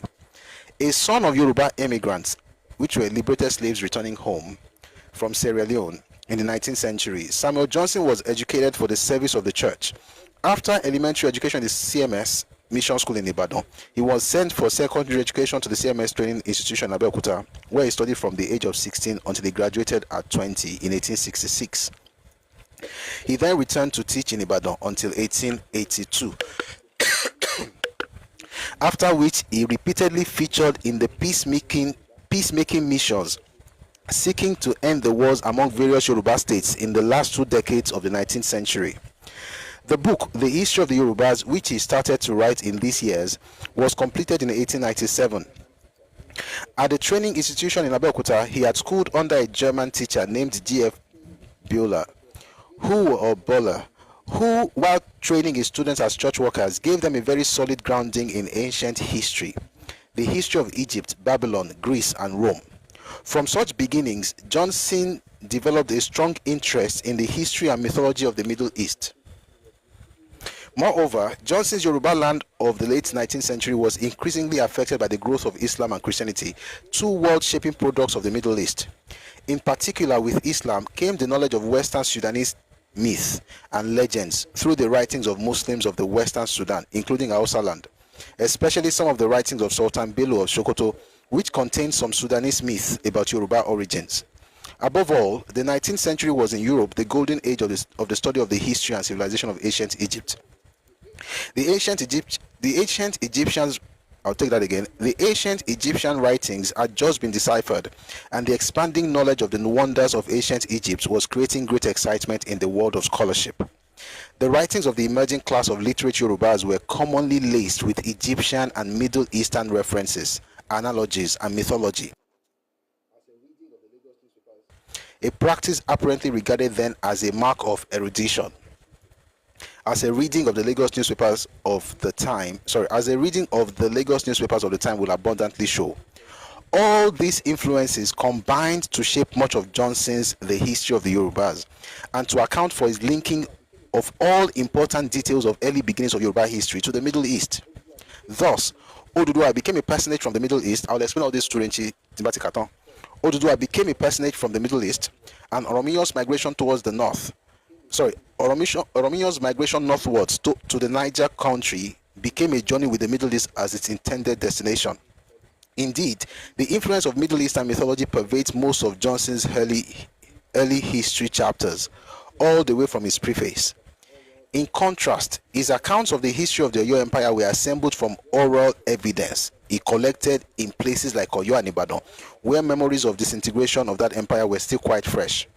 While his accounts of late 19th century Yoruba history were product of his own eyewitness observations of many of the events.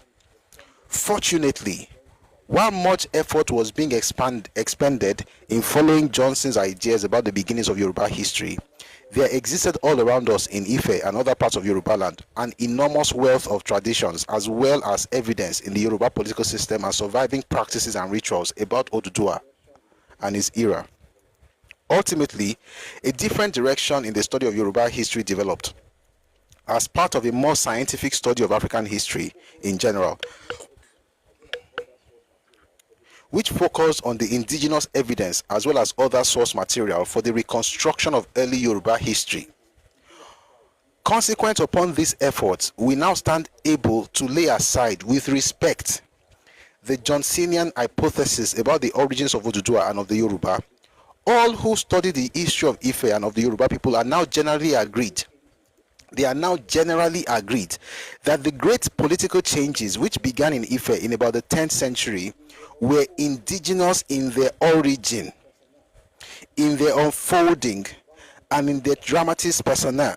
It is on the soil of Yoruba land that Oduduwa was born and raised. It is only in that soil that his roots can be found.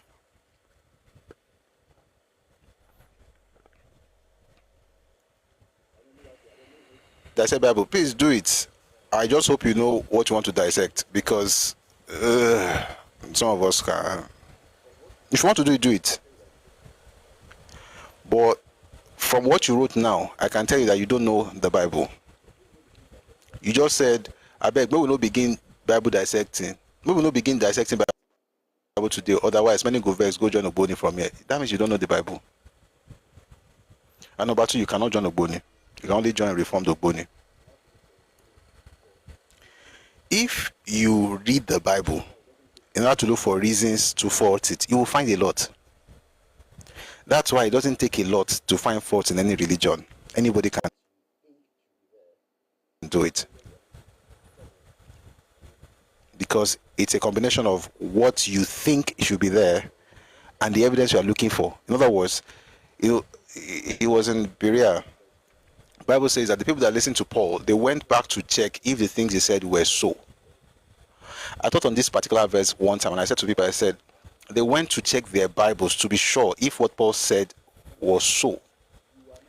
That is different from going to check if what Paul said were not so. In other words, you are not looking for faults and errors. You are trying to understand what is being taught. And if that's not your approach, there is not a scholarship approach or a scholarly approach. You're just trying to look for fault. Anybody can do that one. Let's leave that matter and get back to this.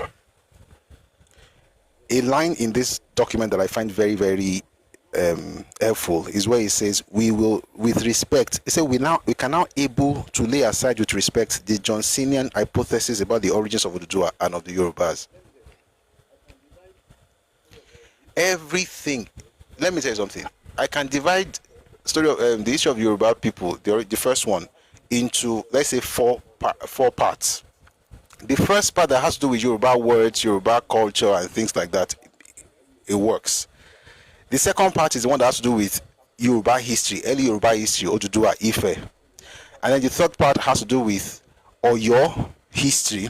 And then the latter part has to do with what happened in the 19th century. The first part I'll take seriously.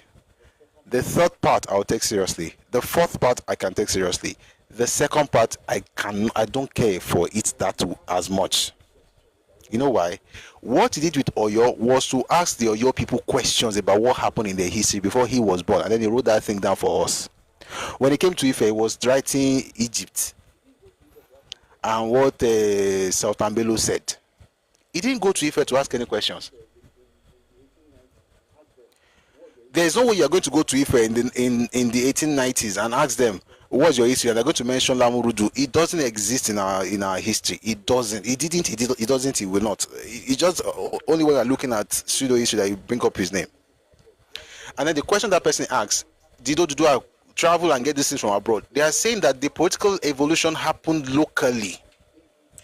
Again, we have to please, I'm begging you, as Yoruba people, you have to be proud in who you are. We don't ask this question of England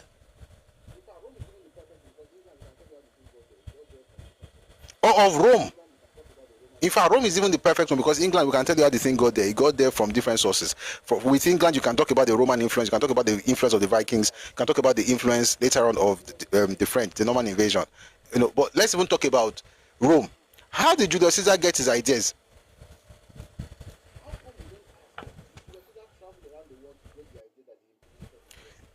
How come we don't ask, did Julius Caesar travel around the world to get the idea that he implemented in Rome? We don't ask that question. So why should Oduduwa have to travel the world in order to get the ideas that he used for his political evolution in Ife? Why? Could they not just observe? And this is why I tell people that Ife is mostly observation. There's a spiritual aspect of it too. I'm not saying there's no. There's a spiritual aspect of it, there's divination, there's all those things. But Ife is primarily, in my opinion, and upon my study of the matter, it's more observation than anything else. In other words, our fathers will look. Orunmila was a traveler. He traveled a lot, especially within Yoruba land. They will travel, they will see things, they will write it down.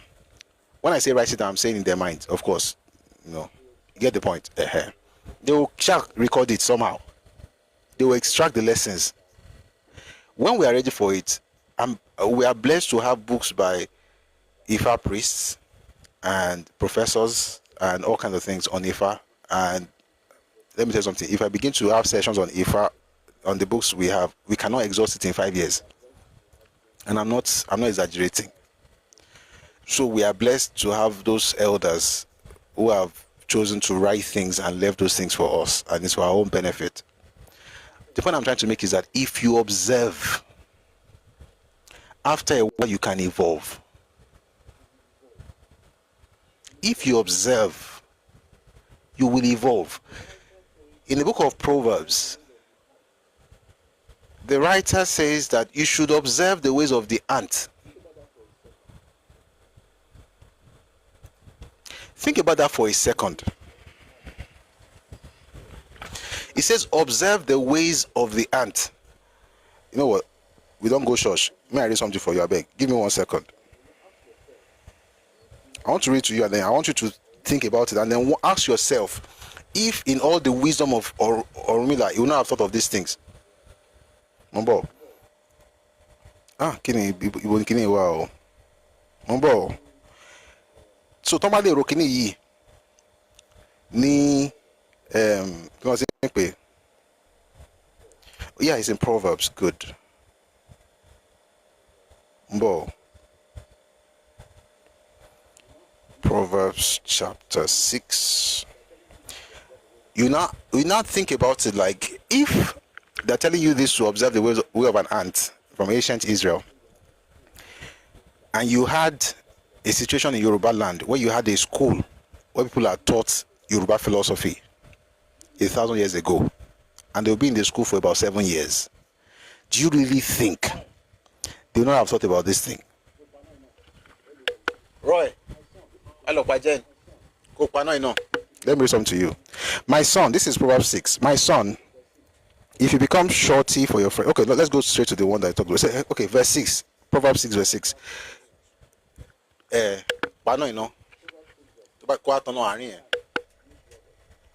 says, Proverbs 6, verse 6. Go to the ant, you sluggard.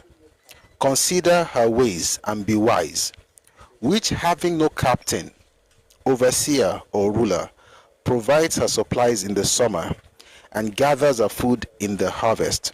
How long will you slumber, O sluggard? When will you rise from your sleep? A little sleep, a little slumber, a little folding of the hands to sleep. So shall your poverty come on you like a prowler, and your need like an armed man. This man is trying to teach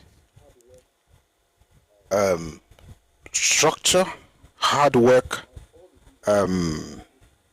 stewardship, and of all the things in this world, he chose to use an ant. I want to teach you how to structure your life. I want to teach you about stewardship. I want to teach you about hard work, why you should work. I want to tell you why you should not be sleeping all day. And the only thing I find in nature to explain that thing is an ant. It's not about the ant. It's about the lessons you get from observation. The lessons you derive from observing. And I'm telling you that if oh boy, I want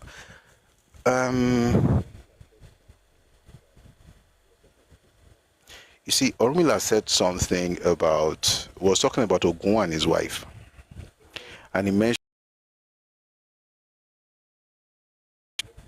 the words that the husband and wife used against each other.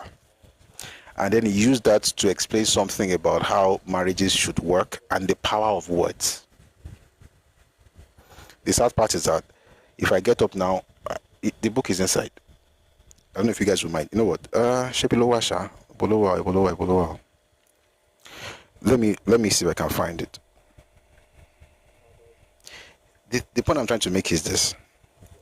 You see, our fathers could observe, and in their observations, they could, look around and say, okay, based on this and that,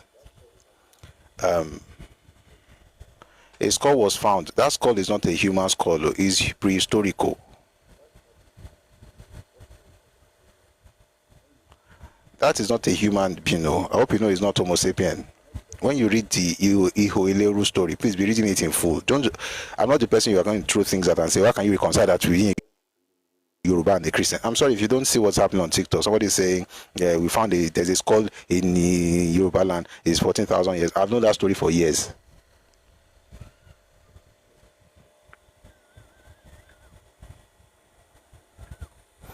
Give me a second, please. I want to read something to you from If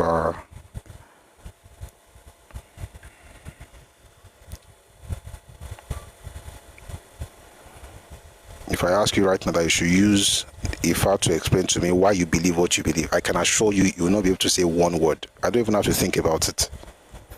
You guys look for other people's religions, you are attacking it and expecting them to be smiling with you. In your mind, that's your own way of showing that you are smart. Ekushel.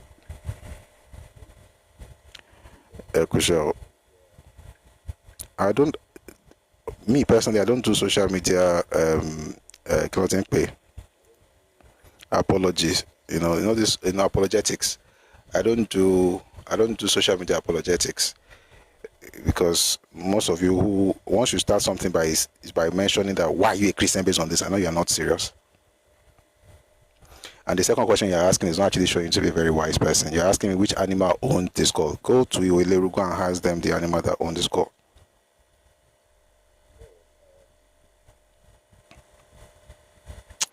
I want to read something. Give me a one. Material with the book is written by. Okay, I found it. This is from I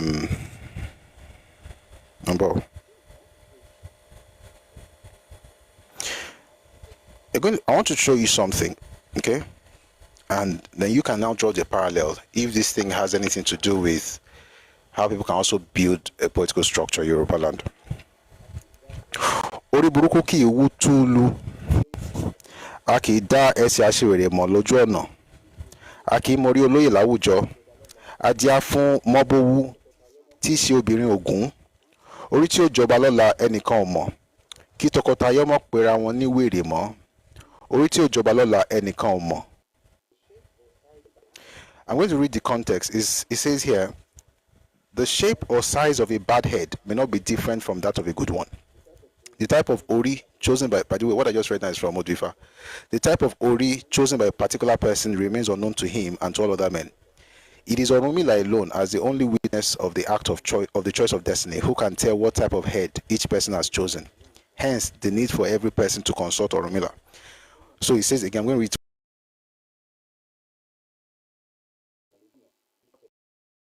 A kì í dá ẹsẹ̀ aṣiwèrè mọ̀ lójú ọ̀nà.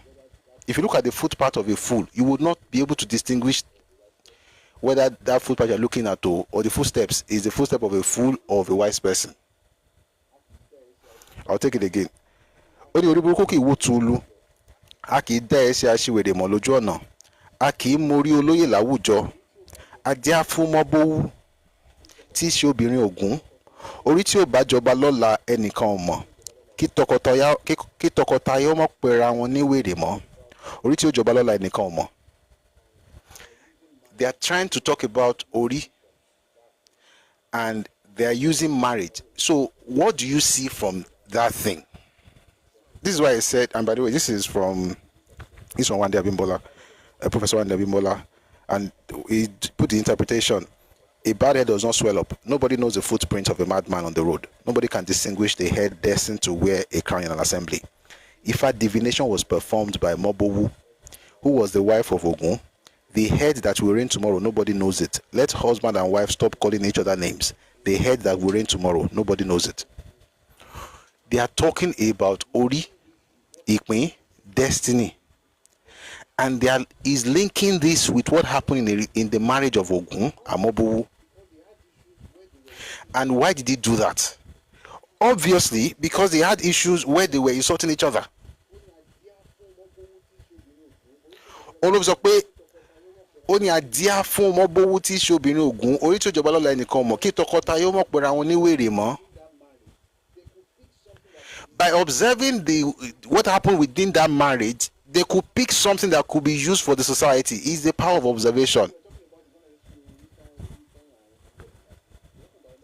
And what they were talking about is not necessarily orí tán fún wọ̀fìlà. They're talking about ẹlẹ́dẹ̀ẹ́yàn. They are talking about something deeper. But if you hear this and all you think about is spirit, then you are missing out on the fact that they are teaching how to respect the person, how to speak in public. That this Ori that you are insulting, only joba lola. If you have a culture that is able to that's able to, what's the word? Give you this kind of knowledge or disseminate this kind of information, do you really think that organization is not, that society is not able or capable of looking inwards to derive wisdom that can also help with their political structure? I'm going somewhere. Number. Let me read down that one to you. I don't want to stand up. I'm just reading the one that's close to me here. Another day when we want to really have a session on Ife and stuff, I'll probably read some of those things. Only ọ̀pẹ bí awọ ẹsẹ̀ ló jẹ́ afẹ́sẹ̀ níjọ́ tí ń tìkọ̀lé ọ̀run bọ̀ wáyé gbogbo àwọn òrìṣà ara wọn jọ. I'll take it again. I don't like making mistakes on this kind of thing. Ọ̀pẹ bí awọ ẹsẹ̀ ló jẹ́ afẹ́sẹ̀ níjọ́ tí ń tìkọ̀lé ọ̀run bọ̀ wáyé gbogbo àwọn òrìṣà ara wọn jọ. Wọ́n ò pe ẹsẹ̀ sí. Èṣù ní ẹ ò pe ẹsẹ̀ sí bí ó ti ṣe gùn náà nù. Ìjà ni wọ́n fi túká níbẹ̀. Ni wọ́n tó wá ránṣẹ́ sí ẹsẹ̀. Nígbà náà ni ìmọ̀ràn tí wọ́n ń gbà tó wá gún. Wọ́n ní bẹ́ẹ̀ gẹ́gẹ́ ni àwọn awo àwọn wí. Ọ̀pẹ bí awọ ẹsẹ̀ ló jẹ́ afẹ́sẹ̀ níjọ́ tí ń tìkọ̀lé ọ̀run bọ̀ wáyé. Ọ̀pẹ̀bẹ̀ máma dé o awọ ẹsẹ̀ ẹnìkan kì í gbìmọ̀ràn kó yọ tẹsẹ̀ lẹ̀. Ọ̀pẹ̀bẹ̀ máma dé o awọ ẹsẹ̀. I'll read it again díẹ̀díẹ̀ because more rush. Ọ̀pẹ̀bẹ̀ awọ ẹsẹ̀ ló di afẹ́sẹ̀ níjọ́ tí ń tìkọ̀lé ọ̀run bọ̀ wáyé gbogbo àwọn òrìṣà ara wọn jọ. Wọn ò pe ẹsẹ̀ sí. Èṣù ní ẹ ò pe ẹsẹ̀ sí bí ó ti ṣe gùn náà nù. Ìjà ni wọ́n fi túká níbẹ̀ ni wọ́n tó wá ránṣẹ́ sẹ́sẹ̀. Nígbà náà ni ìmọ̀ràn tí wọ́n ń gbà wá tó wá gún. Wọ́n ní bẹ́ẹ̀ gẹ́gẹ́ ni àwọn awo àwọn wí. Ọ̀pẹ̀bẹ̀ awọ ẹsẹ̀ ló di afẹ́sẹ̀ níjọ́ tí ń tìkọ̀lé ọ̀run bọ̀ wáyé. Ọ̀pẹ̀bẹ̀ máma dé o awọ ẹsẹ̀. ẹnìkan kì í gbìmọ̀ràn kó yọ tẹsẹ̀ ẹlẹ̀ ọ̀pẹ̀bẹ̀ má máa dé o àwọ̀ ẹsẹ̀. If you think this has anything to do with essay having a meeting, then you have missed the lesson. The lesson is in fact, let me read to you what they said, what it means in English, because again, Okwebe is a Pepayabi. Okwebe, the Ifa priest of legs, performed Ifa divination for legs. On the day he was coming from heaven to earth, all heads called themselves together, but they did not invite legs. Eshu said, since you do not invite legs, we will see how you will bring your deliberations to success. Their meeting ended in a quarrel. They then sent for legs. It was then that their deliberations became successful. They said that was exactly what the Ifa priest had predicted. Okwebe, Ifa priest of legs, performed Ifa divination for legs. On the day he was coming from heaven to earth, Okwebe has surely come, Ifa priest of legs. No one deliberates without reckoning with legs. Okwebe has surely come, Ifa priest of legs. What does this mean? Gbogbo àwọn oríṣà ara wọn jọ wọn ò pé ẹsẹ̀ sí. This is talking about, I mean, you can explain it in different ways, but gbogbo orí pẹ̀ra wọn jọ wọn ò pé ẹsẹ̀ sí. Báwo ni ìpàdé wọn ṣe fẹ́ gún? In other words, you have a meeting where there is no action plan. You have ideas. Ori, you have ideas. You can generate ideas. You have many plans. Oh, I can do this, I can do that. You have many ideas. Like people say, ideas are a dozen a dime. You have ideas, but there's no action plan. There's no blueprint. There's no roadmap. There's no way of getting it done. Kò sí ẹsẹ̀ tó máa rìn tí orí ń rò. And so no matter how bright the heads are, they cannot create anything that will last, because kò sí ẹsẹ̀ tó máa rìn nìyẹn. Wọ́n kàn máa rò ní. Èrò nìkan ló máa jẹ́. Ibi tó máa parí sí náà nìyẹn, wọ́n á rò. These are the lessons that we can get from, by the way, I'm reading again from Ifa Corpus. That's why when you come up with a clinical Christianity, I'm just looking at you. I don't talk to people that talk like that. I don't have conversations on. So please stop. I know Luwako, please, I beg you, please stop. I don't want to mute. It's just a distraction. That's the thing I'm trying to stop. Most of you guys always ask about, always attacking Christians. You don't even know the faith you are even practicing. And for you, you think that your growth or your understanding of your faith is embedded in your ability to destroy other people's religions. Meanwhile, the one that you're carrying on your head, you don't even know it. If I ask you for one SFR now, you can't tell us. The one I just read right now, the concept, the idea that I got from it when I studied it, and you know what? You can keep studying it. Is the importance of action plan. But what have we been taught to believe from all sides, whether from Christian, Islam, or traditional worshippers? What we've been taught to believe is that everything they are talking about is deep, and the depth is only in the spiritual. In fact, I like the way. By the way, I like sometimes when I read this Ifa thing, I like to sound like Baba Davibola or Elebuibo, but I'm not an Ifa priest. But we try. Don't make assumptions. I'm a prince and a Christian. If you're a prince and a Christian, you don't talk like that. Don't challenge me on things that I don't do that. You don't share knowledge by challenging people. You are doing as if we are all in school. We are doing competition. Do you know this? You know that. That's not what we do here. Please. If you're a Christian, please be stronger in the faith. Don't, whatever you're going, God bless you. Let's get back to this. In fact, let me even read some of the things that Baba himself said in this book. He says, the following excerpt tells the story of the day all heads gathered together. By the way, I deduced from the Odu or from the SFR. I deduced from the SFR that he was talking about action plan already. And I read what he had to say based on it. So let me read to you what Babalawo is saying. The following excerpt tells the story of the day all heads gathered themselves together to deliberate on something which they wanted to bring to fruition. They did not invite Ese to the meeting. After all the deliberations, they discovered that there was nobody to carry them about to execute their plans. They were therefore forced to recognize the importance of Ese in the execution of their plans. Ese is here used as the symbol of power and activity, while Ori, head, is a symbol of predestined success. The point of the story is that even if one is predestined to succeed or to success by the choice of a good ori, one cannot actually achieve success without the use of one's ese, the symbol of activity and power. My question to you is this: do you really think that the people who are able to say all these deep things in few words are not capable of evolving a way to govern themselves, and they have to travel up outside their space to learn it? If they learnt it, we will acknowledge it. We have no problems acknowledging what we borrowed from people. We borrowed a lot of things from different cultures, and that's fine. I don't mind saying, for instance, I say all those words from Arabic that we use. It's fine. We will acknowledge it. Alafia we borrowed it. Adura, we borrowed it. Alamisi, we borrowed it. Alaruba, we borrowed it. Alubosa, we borrowed it. We don't have a problem acknowledging what we borrowed. But the one that we own, we don't have a problem also owning it. And we must be mindful of these things as Yoruba people. Your greatness does not have to be foreign. It doesn't have to come from somebody or from another culture elsewhere. It doesn't have to be Lamurudu. It doesn't have to be Nimrod. It doesn't have to be Persia. It doesn't have to be Egypt. Look in the mirror and see greatness. And sincerely, I think going forward, we'll be having more sessions discussing Yoruba stuff from time to time, because in Kotama, I'm just hoping and I'm thankful that it's also like we have more people open to it. We have more people open to these things, and maybe as we talk about it. But again, remember, I read this Ifa, I have Ifa books, but I'm not a Babalawo. I'm a Christian.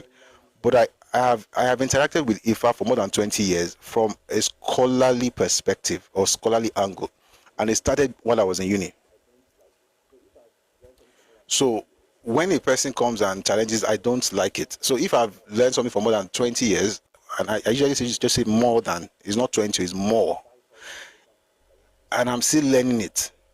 You cannot just get a bite-sized information and challenge people on social media. That's not how it works. So we are not here to there's no supremacy. We are not saying I know more than you, you know more than me. That's not the point. The point is that we don't lose the wisdom of our elders. And again, even traditional worshippers may not know these things. That's the point. And I said earlier, I will say it again as I wrap up. For us as a people, this is the truth. For the most part, we relate with our deities or our gods based on what they can do for us. Our relationship is transactional. We don't know the deities we worship. We don't know the God we worship, regardless of our religions. A Christian should be able to defend his faith and explain exactly what it means to be a Christian. If you can't do that, please study. You will find a way. And the day you discover that it's something that you cannot understand, that's the day you discover that maybe you don't know what you are doing. And I'll tell you this, almost all of us are in the same shoe. We've never asked questions. You know, one guy, I don't know, he became an atheist, so he started making mouth. So I asked him a question. When you were a Christian, how many books did you read to understand your faith? People, for instance, get disillusioned with religion. Maybe something happened. They lost a loved one. There's a question they can't answer. They have a problem they don't know how to solve. And then gets them disillusioned. They leave the faith. As soon as they leave, they hear somebody say, oh, these Christians are terrible people. They give him books. There is that one in Source Christian. When he was a Christian, he did not read anything. Now that he's an atheist, he cannot even defend atheism. All he has learned to do is to attack another person's faith, not to defend what he believes in. And that's how you know people who don't know what they are doing. And you see them Christians, you see Muslims, you see traditional worshippers, you see atheists. If what gives you joy as a person of faith is the attack on another person's faith, you don't really believe in what you say you believe. Let me put it this way, you don't know what you believe. And if we try very well, if another problem happens to you where you are right now, I will introduce another God to you, you will go. Because the reason you are porting from one to another is not because you really understand that thing, it's because it can help you. That will show me sharp. We need the help by insensing. That will ram lower, because in cotton back at so irú what wá pé irú ibẹ̀ ló wà ìwọ kọ́ wa máa sọ fáwọn èèyàn pé nǹkan tí ẹ̀sìn túmọ̀ sí rẹ̀ nǹkan tí lè túmọ̀ sí rẹ̀ in tó ń sọ igan kò yé wọ gan ọlọ́run jẹ́ kó yé wa. But my point here is not even about a religion. I'm a Christian, proudly so. And the reason I can say it is because when I say speak, people say, like somebody said earlier, how can you come and say you are a Christian? What's the correlation between Yoruba and Christian? And I'm like, what you are discussing now, I think is a fantastic idea. Were questions that we asked 25 years ago. It's a question that, and by the way, if you have never done it, please try. Again, try. But again, just do it as if you want to understand your faith first. Then now begin to question that faith. If you go through that process and you still remain in that faith, then let's talk. Ẹkáàbọ. Ẹkáàbọ. Tó bá ti ṣe yẹn tán, and you still say, nǹkan tí màá tẹ̀lé lélẹ̀, let's talk. Until then, let all of us, just learn together as Yoruba people. And when I read SFR, I was talking about the philosophy of Yoruba. So you heard what the Babalawo said. The importance of action plan or of activity rather than just saying motinyon, oritinyon. If you talk to certain people, now this has happened before, by the way, they will tell you that the Oris gathered, they had a meeting, and that's it. So what does it mean? And the Oris met because Ori mi la fún mi. They'll take it again back to something spiritual. Ori mi la fún mi, ori mi le da mi, ori mi lo ma ràn lọ́wọ́, ẹsẹ̀, wọ́n ti pèsè sí. Our job is to understand the wisdom of our elders. And that takes me back to the first question. The wisdom of our elders shows us, and maybe another day the book is inside, but I don't want to stand up. I'll bring out a book that also, where Ifa talk, and by the way, when we say Ifa again, I'm not talking about the religion, no. Because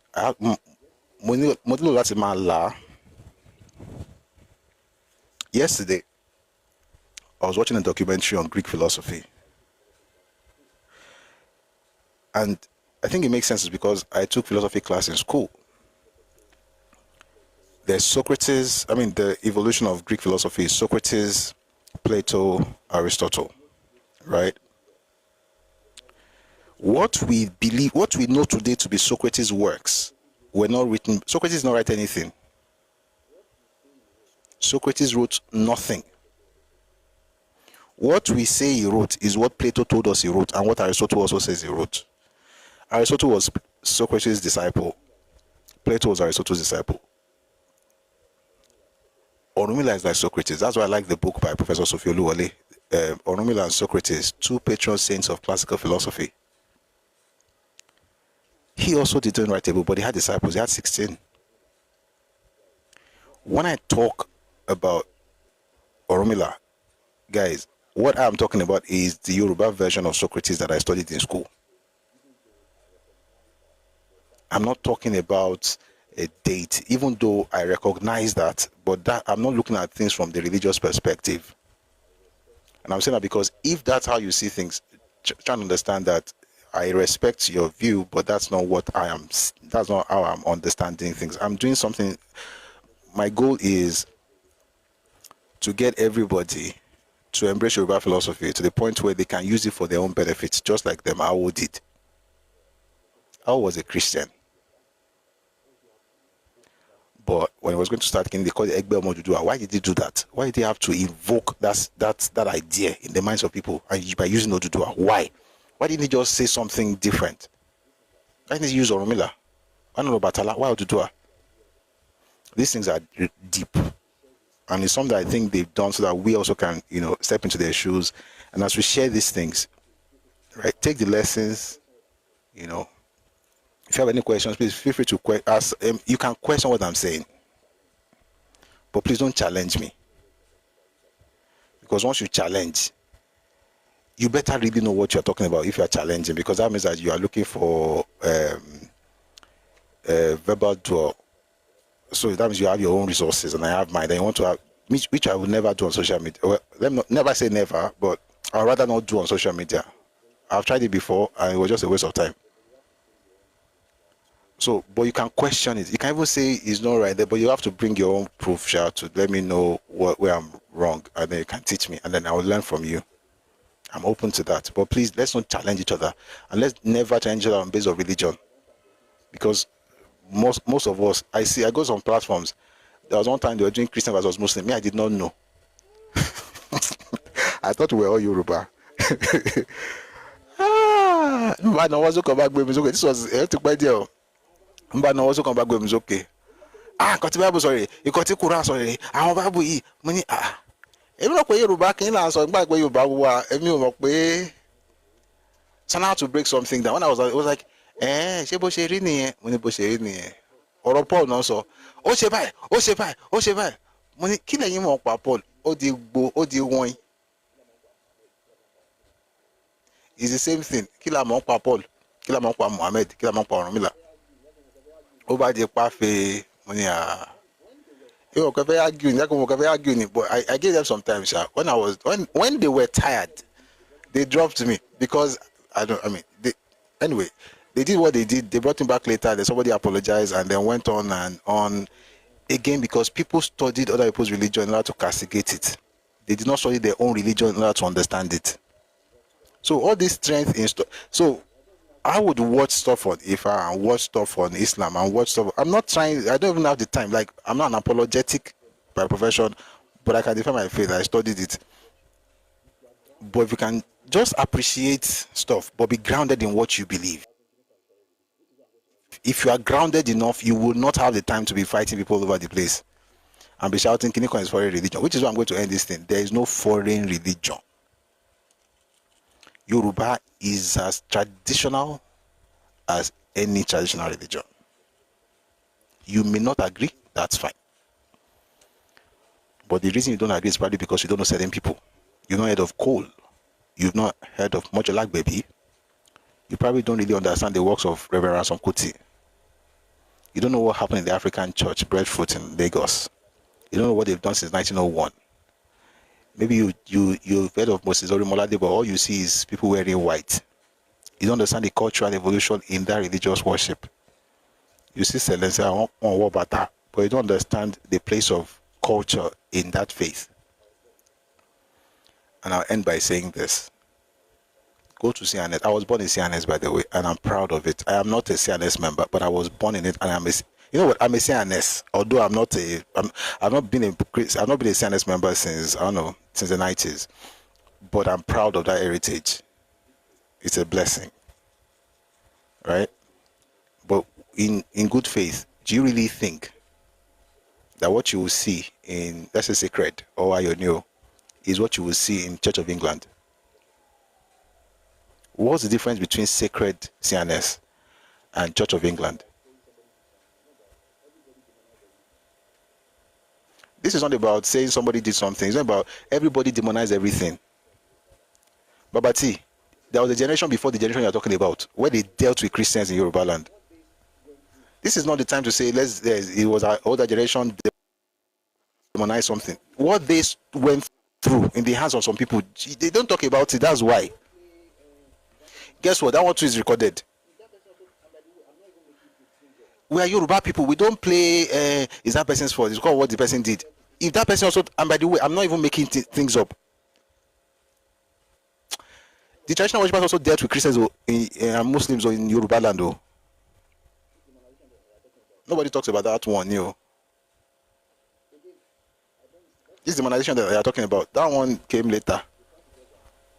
Again, let's not do blame games. The point is just that we can learn a lot, and if a person is trying to do something, stop gatekeeping what you don't understand, shouting, hey, it's only for traditional worship. You don't know it, but it's only for and then the other Christians always say, oh, those ones, they don't know what they're saying.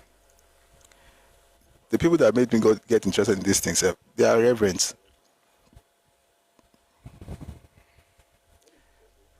They are reverends. What is Isheshe? Babati, what is Isheshe? Is Isheshe traditional religion? Because as far as I'm concerned, traditional religion is Esin Abalaye.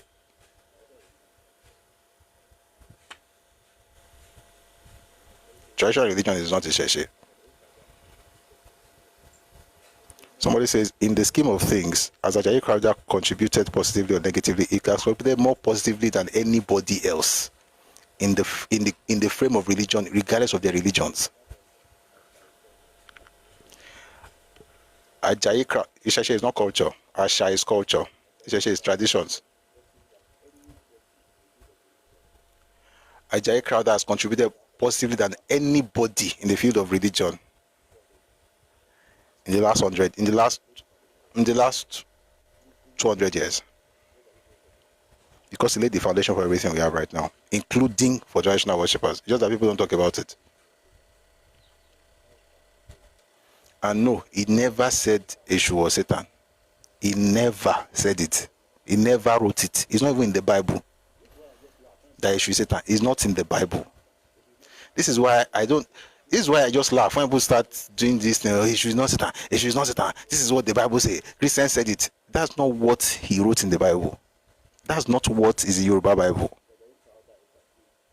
Not once did Ajayi Crowther interpret Eshu as Satan.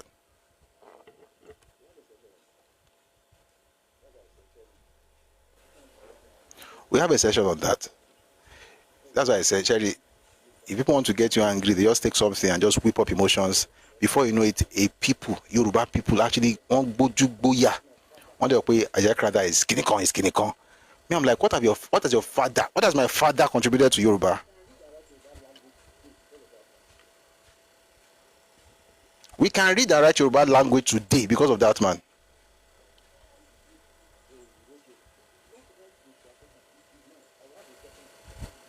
So he wrote Yoruba. He did not write Eshu as Satan. He did not. I will have a session on it.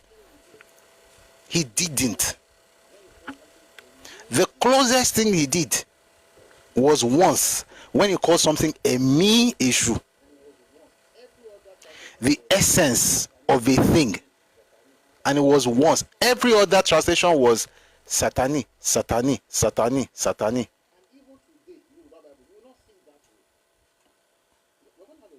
And even today, Yoruba Bible, you will not see it that way. We're going to have a session on some of these things, so that we will shall respect ourselves. We respect all the people, regardless of your religion. We respect you. I respect your religion. Everything.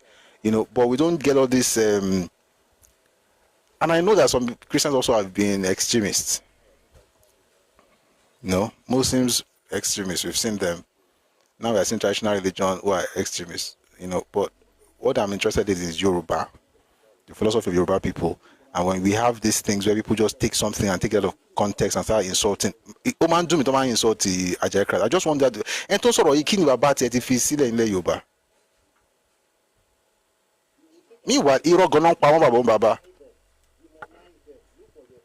We will take our heroes, crucify them, demonize them, look for their errors, as though we have ever created anything close to what they did. But it makes us feel happy. Makes us feel proud. Like, meanwhile, let them ask us, what have I produced? The only thing I produced is my ability to insult the elders. Babati, no, I don't do that. Again, Babati, I'm not doing shows. I'm not doing TikTok because I want people to like me. You guys don't get it. You're going to have Igbo, you're going to insult them, but you're doing exactly the same thing. Is that not how you were saying something about Oyo the other day? Don't talk about it, too. Don't talk about it. Don't talk about what? We've not talked about it. We had a person, a clown, a proper clown, writing letter and saying he's giving Oni 48 hours. Say he's a Kini Kondro Jaye. Writing letter to Oni Risha. On for Oni 48 hours. Because we don't talk. Because we want unity. That's not unity. That's disorderliness.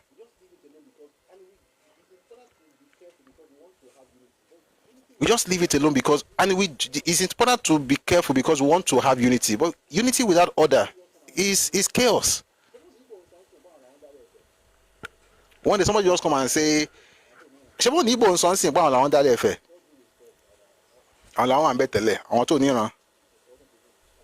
all due respect, and I'm not trying to insult, but it's insulting to even come up with the idea of your connection with Ife. But we're doing the same thing. But we have to be very careful. My brother, there's no way to darken background on TikTok. There's no way to darken background now. It is they give us. Only YouTube can darken it, and it's automatic. What I do is I'm going to say it respectfully. I don't do anything because I want to destroy. I want to castigate a people or a religion or say, oh, I know it. All these people, they don't know anything. I mean, I don't like that one. You know, so or your. Let me tell you about your. You know, these are your people. They don't have any. Me, I cannot do that one. We can set the record straight with respect, but we cannot hide on that. We cannot hide behind one finger because we don't want to scatter Yoruba land or scatter our people. We will say it respectfully. We will say it with facts, but we also show in our hearts that we are after unity, right? And the people who are telling you, when anybody comes to you and says to you, Emma ule sọ̀rọ̀ lórí ọ̀rọ̀ Yorùbá Ife àti Ọ̀yọ́ kò really matter ọ̀kan ní gbogbo wa, that person is the one that wants to destroy Yoruba land. He may not know ìkan ní gbogbo wa. Ẹ sọ pé ìkan ní gbogbo yín pẹ̀lú Igbo. Bá ti Igbo sọ pé àwọn làwọn ní gbogbo ilẹ̀ Yorùbá. Bá ti Igbo sọ pé àwọn fẹ́ gbogbo Èkó tó ní no man's land.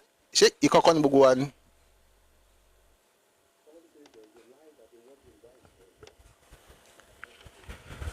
Somebody says there is a lie that the word Yoruba is for Oyo and not the race. Please help us debunk this lie. So it's not a okay. It's so that statement will be a lie or truth depending on timeline, sir. Depending on timeline. Was there a time that it was Oyo that thing was used for? Yes. And the way it works is, so there were people that were called Yoruba. So there are different. He had this story about the Yagba people, right, being the first to be called that. If you read Richard Burton, is it Burton or Orton? No, Burton. Richard Orton. He wrote a book called Abeokuta and the Cameroon Mountains. His own idea was different from that one. It was coming from Orioba axis, but different people have different stuff about it. But here's the point. From studies, it appears that a lot of people have been, different groups within the ethnic group have been called that by others, right? And it also appears like an exonym. In other words, it was something that was called, something that came from outside. For instance, we've said it here before that Bilad al-Sudan is a name given to all of us by the Arabs. I know we call it country Sudan today, but years ago, it used to be all of us, sub-Saharan African, especially this side, we were black, you were Sudan, because the word Sudan means black. So, Bilad al-Sudan means land of the blacks. That's what they called us, and then it has become the name for us. The Portuguese came around later and says, oh, you are Guinea. So you see Guinea Conakry, Equatorial Guinea, there's one more Guinea. Third Guinea, There are 3 Guineas, no? There's Guinea Conakry, there's Equatorial Guinea, there's one more Guinea-Bissau. God bless you. Thank you, sir. Guinea, from their own perspective, is black. That's Portuguese. But there's a country today called Guinea. What they are doing basically is to reaffirm what Portuguese called them. The same thing, our country, the neighboring country is Niger. That's French for black. So what do you see here? He's black all around. The person is not black because they said he's black. He's black. The Arab sees him, calls him Sudan. The Portuguese sees him, calls him Guinea. The French sees him, calls him Niger. The English sees him, calls him Niger. Niger area, Nigeria, now is all black. What does that mean in this case? So number one, we had an identity as a people together, regardless of the name we had at the time, whether it was Olukumio, or it was Koto, or it was Karojiro, or it was Marco, regardless of whichever one it was. We had same ancestry, same identity, same culture, same language, same everything, and we were one. Yoruba land is not like other groups that were brought together. That Yoruba thing, I'm very careful of it. I see a lot of people pushing it around. It is not the explanation. It is an explanation. It's just one of the many explanations. I mentioned it already. I mentioned what Richard Burton said in his book. That's why I talk about the Yoruba thing. But it's not. I don't push that agenda. I don't think, and I don't think it's wise. I don't think it's wise, because if you research and you find, I mean, I've done a video on this. It's on YouTube, where the name Yoruba came from. If you were not there, all you can do is to put out all the theories. You put out all the theories. Somebody says, some people say Ikeju. I think that Ikeju thing just got popular recently. Interestingly, it was published in the book by Aki Jogmi almost 40 years ago. And he did not call Yoruba people Ikeju. He called the school in Ife Ikeju. There was a school in Ife that was called Ikeju. People, I don't know, again, people among Oro Kereni, Tiobalekan, Adikan. So people, you ask them where did the name come from, they don't even know. The person who coined that name is Akin Jogmi. And he wrote a book. By God's grace, we have the book. I have it, is here right now. It'll be right here. Ikeju, according to him, he coined the word, by the way. It's not an ancient word. He came up with the word. And it was something that he used for the school that was in Ife, not for the people. So all this, we're not Ikeju. But, I mean, it's like when people say Africa is our Kebulan. All these things that people say just to make themselves feel good, it's fine. Anyway, the point I'm trying to make is, so people call people different names. And it appears that over time, different Yoruba groups have been called that name, Yoruba.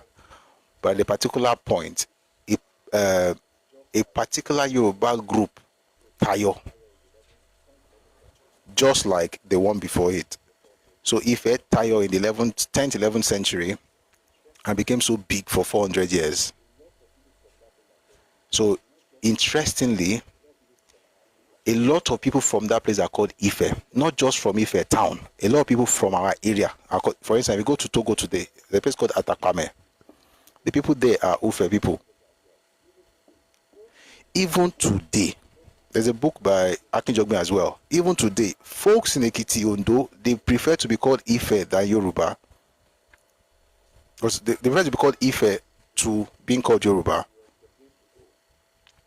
Because Ife was the place to go. One day I'm going to have some sessions on Ife.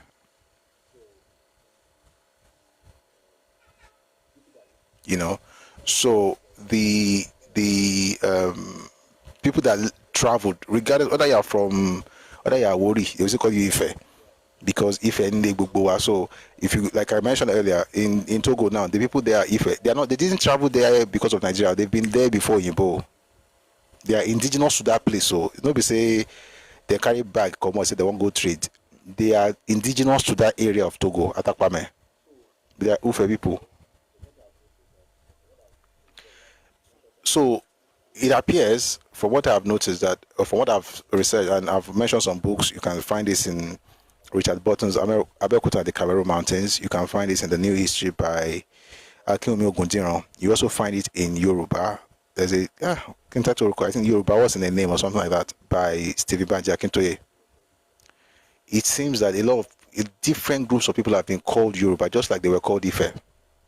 But at a particular point, one Tayo in the 17th century, that was Oyo, and Oyo now became synonymous with that name.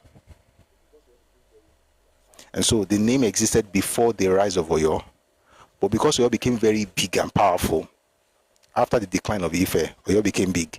Then the name it became synonymous with the Oyo people. Now, there are people, even at that time, I mean, we were all together, but it lay not be. So since they now started calling this particular one that, you then want to hold on to your subgroup name. Not because you were never called that before, but because you had become synonymous with that identity. So you have people say, oh, I'm Ekiti, which is what you see here today. Like with what's happening right now, you have people saying things like me, I'm not Yoruba, I'm Ekiti. They're not trying to say they are not of the same identity. They are saying that because that group is claiming that name, let's leave it for them. But what really happened is that after colonization, again, with the works of people like Ajay Crowther, with the works of some of the earliest writers, they use the identity that in two ways. It could be They were going back to what we were always called, or they were calling us after the biggest subgroup at the time, and they gave us that name. Now, that name is different from the identity. The identity is thousands of years old. The name being applied to those who say, oh, and I say, okay, all of us are now Yoruba. So when people say things like, Koloba Yoruba, number one is nonsense. When I say, oh, somebody is supreme head of Yoruba, that's just rubbish. You have to ask that person, what is the definition of Yoruba? If the definition of Yoruba is Gbogbowa, then you can't call that person the supreme head of anybody, of everybody. That has to go back to Ife. But if you are saying the definition of Yoruba is what it was before, they now use for everybody, or maybe before they reused it, let me put it that way, for everybody, that is just for Oyo, then you'll be right. But it's a game that people play a lot. A lot of people play it. Even people play it. I've seen that game a lot. They will tell you, they use it for Hollywood, they use it for Nollywood, for instance. They also use it for Isheshe. Use something that is for all of us. Once we now get into it, now say it's just for me. In other words, you are struggling with it with me. I'm like, but I thought you said it was for all of us. So if it's for all of us, then the definition of terms has to be very clear. If it's for you, it's no problem. Or if that's what you want to say, it's okay. But then you will not change that definition any moment from now. It's not like when you want something from everybody, you say we are all Yoruba. When I want to claim something, I say it's only me. If it's only you, let it be only you consistently. So what you see is, from history, it appears that many of us were called that. And the reason I'm very careful with the Richard Burton thing is because Egbatu were under Oyo. And I also noticed something that's happening right now where people try to etymologize every word. Like you have to look for a way to break it down and say it's etymology. Do you get? So if we go by, all these books I mentioned, I'm going to just summarize and then we'll close. It appears that the name was used for for different groups. Number one, it appears it was an exonym, like people named us that from outside, the same way they called, the same way the Arabs call black people Sudan and Portuguese call black people Guinea, and the French and English also have names for us. It appears that name was given. Now the reason, the basis of that name is what you now find, whether from the Yagba perspective or from the Abeokuta perspective. Now, that name, after a while, one of us grew very strong, very powerful, and then the name became synonymous to that specific group. After a while, that name was now returned to mean all of us. That specific group can no longer claim that. So what that specific group will have to claim is their own subgroup name, which is Oyo. The same way Ekiti will say they are Ekiti, but Bubuwa are Yoruba. If you don't do that, then you know you are deceiving yourself, because we know we know what's up. So if it gets to that point, at this point though, is everybody, is not Oyo. But was there a time where it became like it was just everywhere? Yes, now, because it was very powerful and they spread, and the empire went into other spaces, and so the name just kept spreading, which is something that you have to give them credit for. But we can't then use Agbari to now say, oh no, Nicola Loruko, that's not how it works. And if you want to go back to the name, you have to start talking about reclaiming your capital. That's what I will tell people. I've never said it about anybody that makes noise around me. I just tell you, go and claim the capital.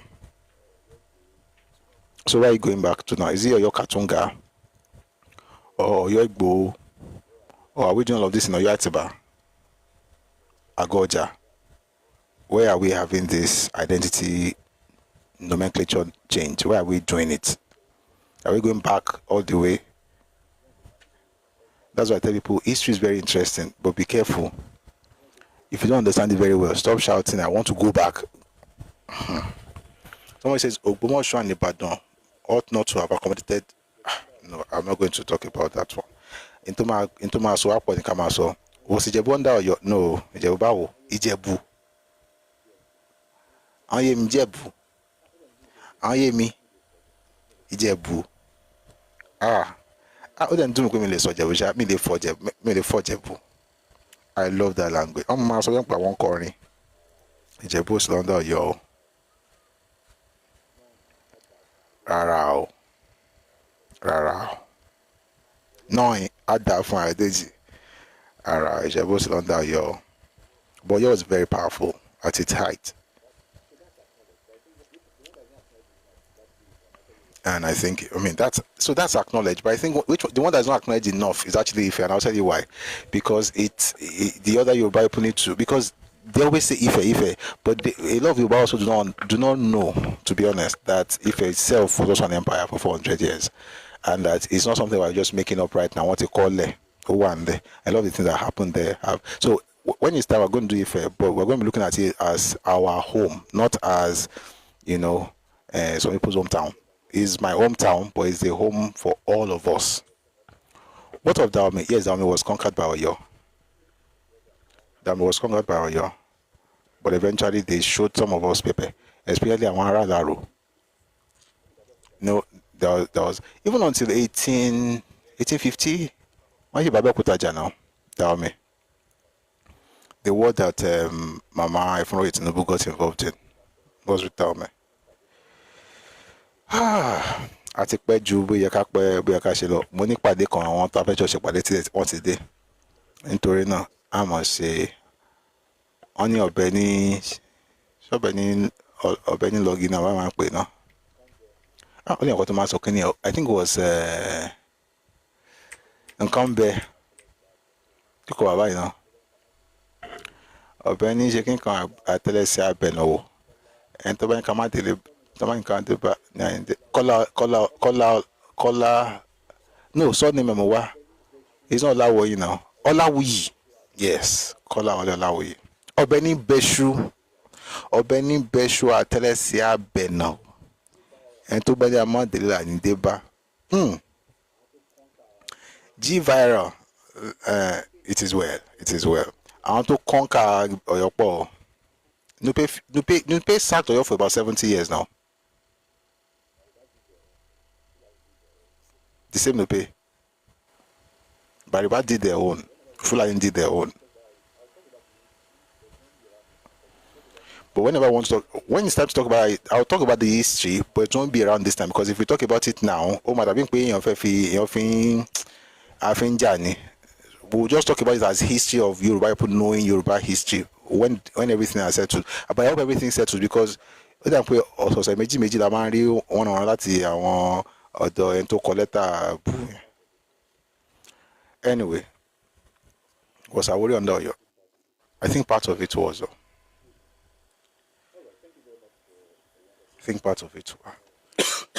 Excuse me. All right, thank you very much for a wonderful session. We'll be here again tomorrow, 1 p.m. Ife time, West African time, and I'm sure we're gonna have a great time. So please, let's make it a date, 1 p.m. tomorrow. Thank you, OJ775. God bless you, sir. God bless you. God bless everyone. Thank you for liking the live, and I saw some gifts, so thank you for the gifts as well, and thank you for your support. We'll see at 1. I have to make sure I don't 1 p.m. tomorrow, right? Ife time. Yeah, 1 p.m. Ife time, West African time. We'll be here to continue this conversation. And Theo remember tababak emo fi sebi no. Oni pẹtẹpẹtẹ tabalọ ni popa. En tó bá tabako ma fi kó lọ tún be se. Ṣe dikin láti fi. I've always said Ife. I've always said Ife for years. I've been using Ife time. Again, the reason I say that is because so anybody who has known me for a while knows that I've always said Ife time. This is not even because of this or your thing. Even in Oyo, they will say Ife don't worry about this revisionist that people are doing right now, or revisionism. Everybody knows the exact thing. Somebody said, is that a Fulani blood or Baroba? It is well. It's not about the spokesman, no. More confused spokesman, if your representative is saying something wrong every time, and we don't see any consequences. You can't keep saying it's his fault now. You can't keep. I mean, unless we are deceiving ourselves. If, for instance, something happens, and then sọkò máa fọwọ́ pamọ́ pé spokesperson tani ọmọgbọ́n tọ́yìn fẹ́ràn sẹ́nu kọ́ máa rí mọ́. Kọ́lọ́ ṣàánú gbogbo wa gbogbo alábọ̀kọ́tà ń ṣe. Tí ẹni tó ń ṣojú ẹ̀ bá ń ṣe àwọn nǹkan tí ò bá kún tó jẹ́ kó bá kún gbé. N kò bá aṣọ ìní sọ pé wá nǹkan tó ṣe yìí ó ti tó gẹ́ ọ. Àbí kó dásẹ̀rẹ́ àfún ara ẹ̀ fọwọ́ pa lórí wa ń tún ṣe lẹ́ẹ̀mọ́ ẹ̀ẹ̀mọ́. But do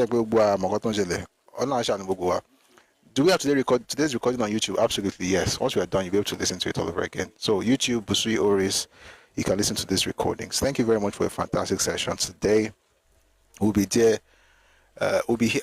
I cannot say he ordered it, but I cannot say he doesn't know about it. It's what they call plausible deniability. We all know what we are doing.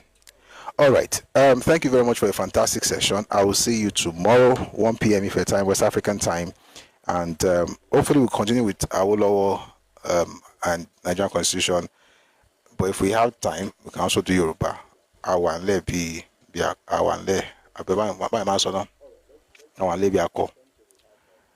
Team ba correct as of me.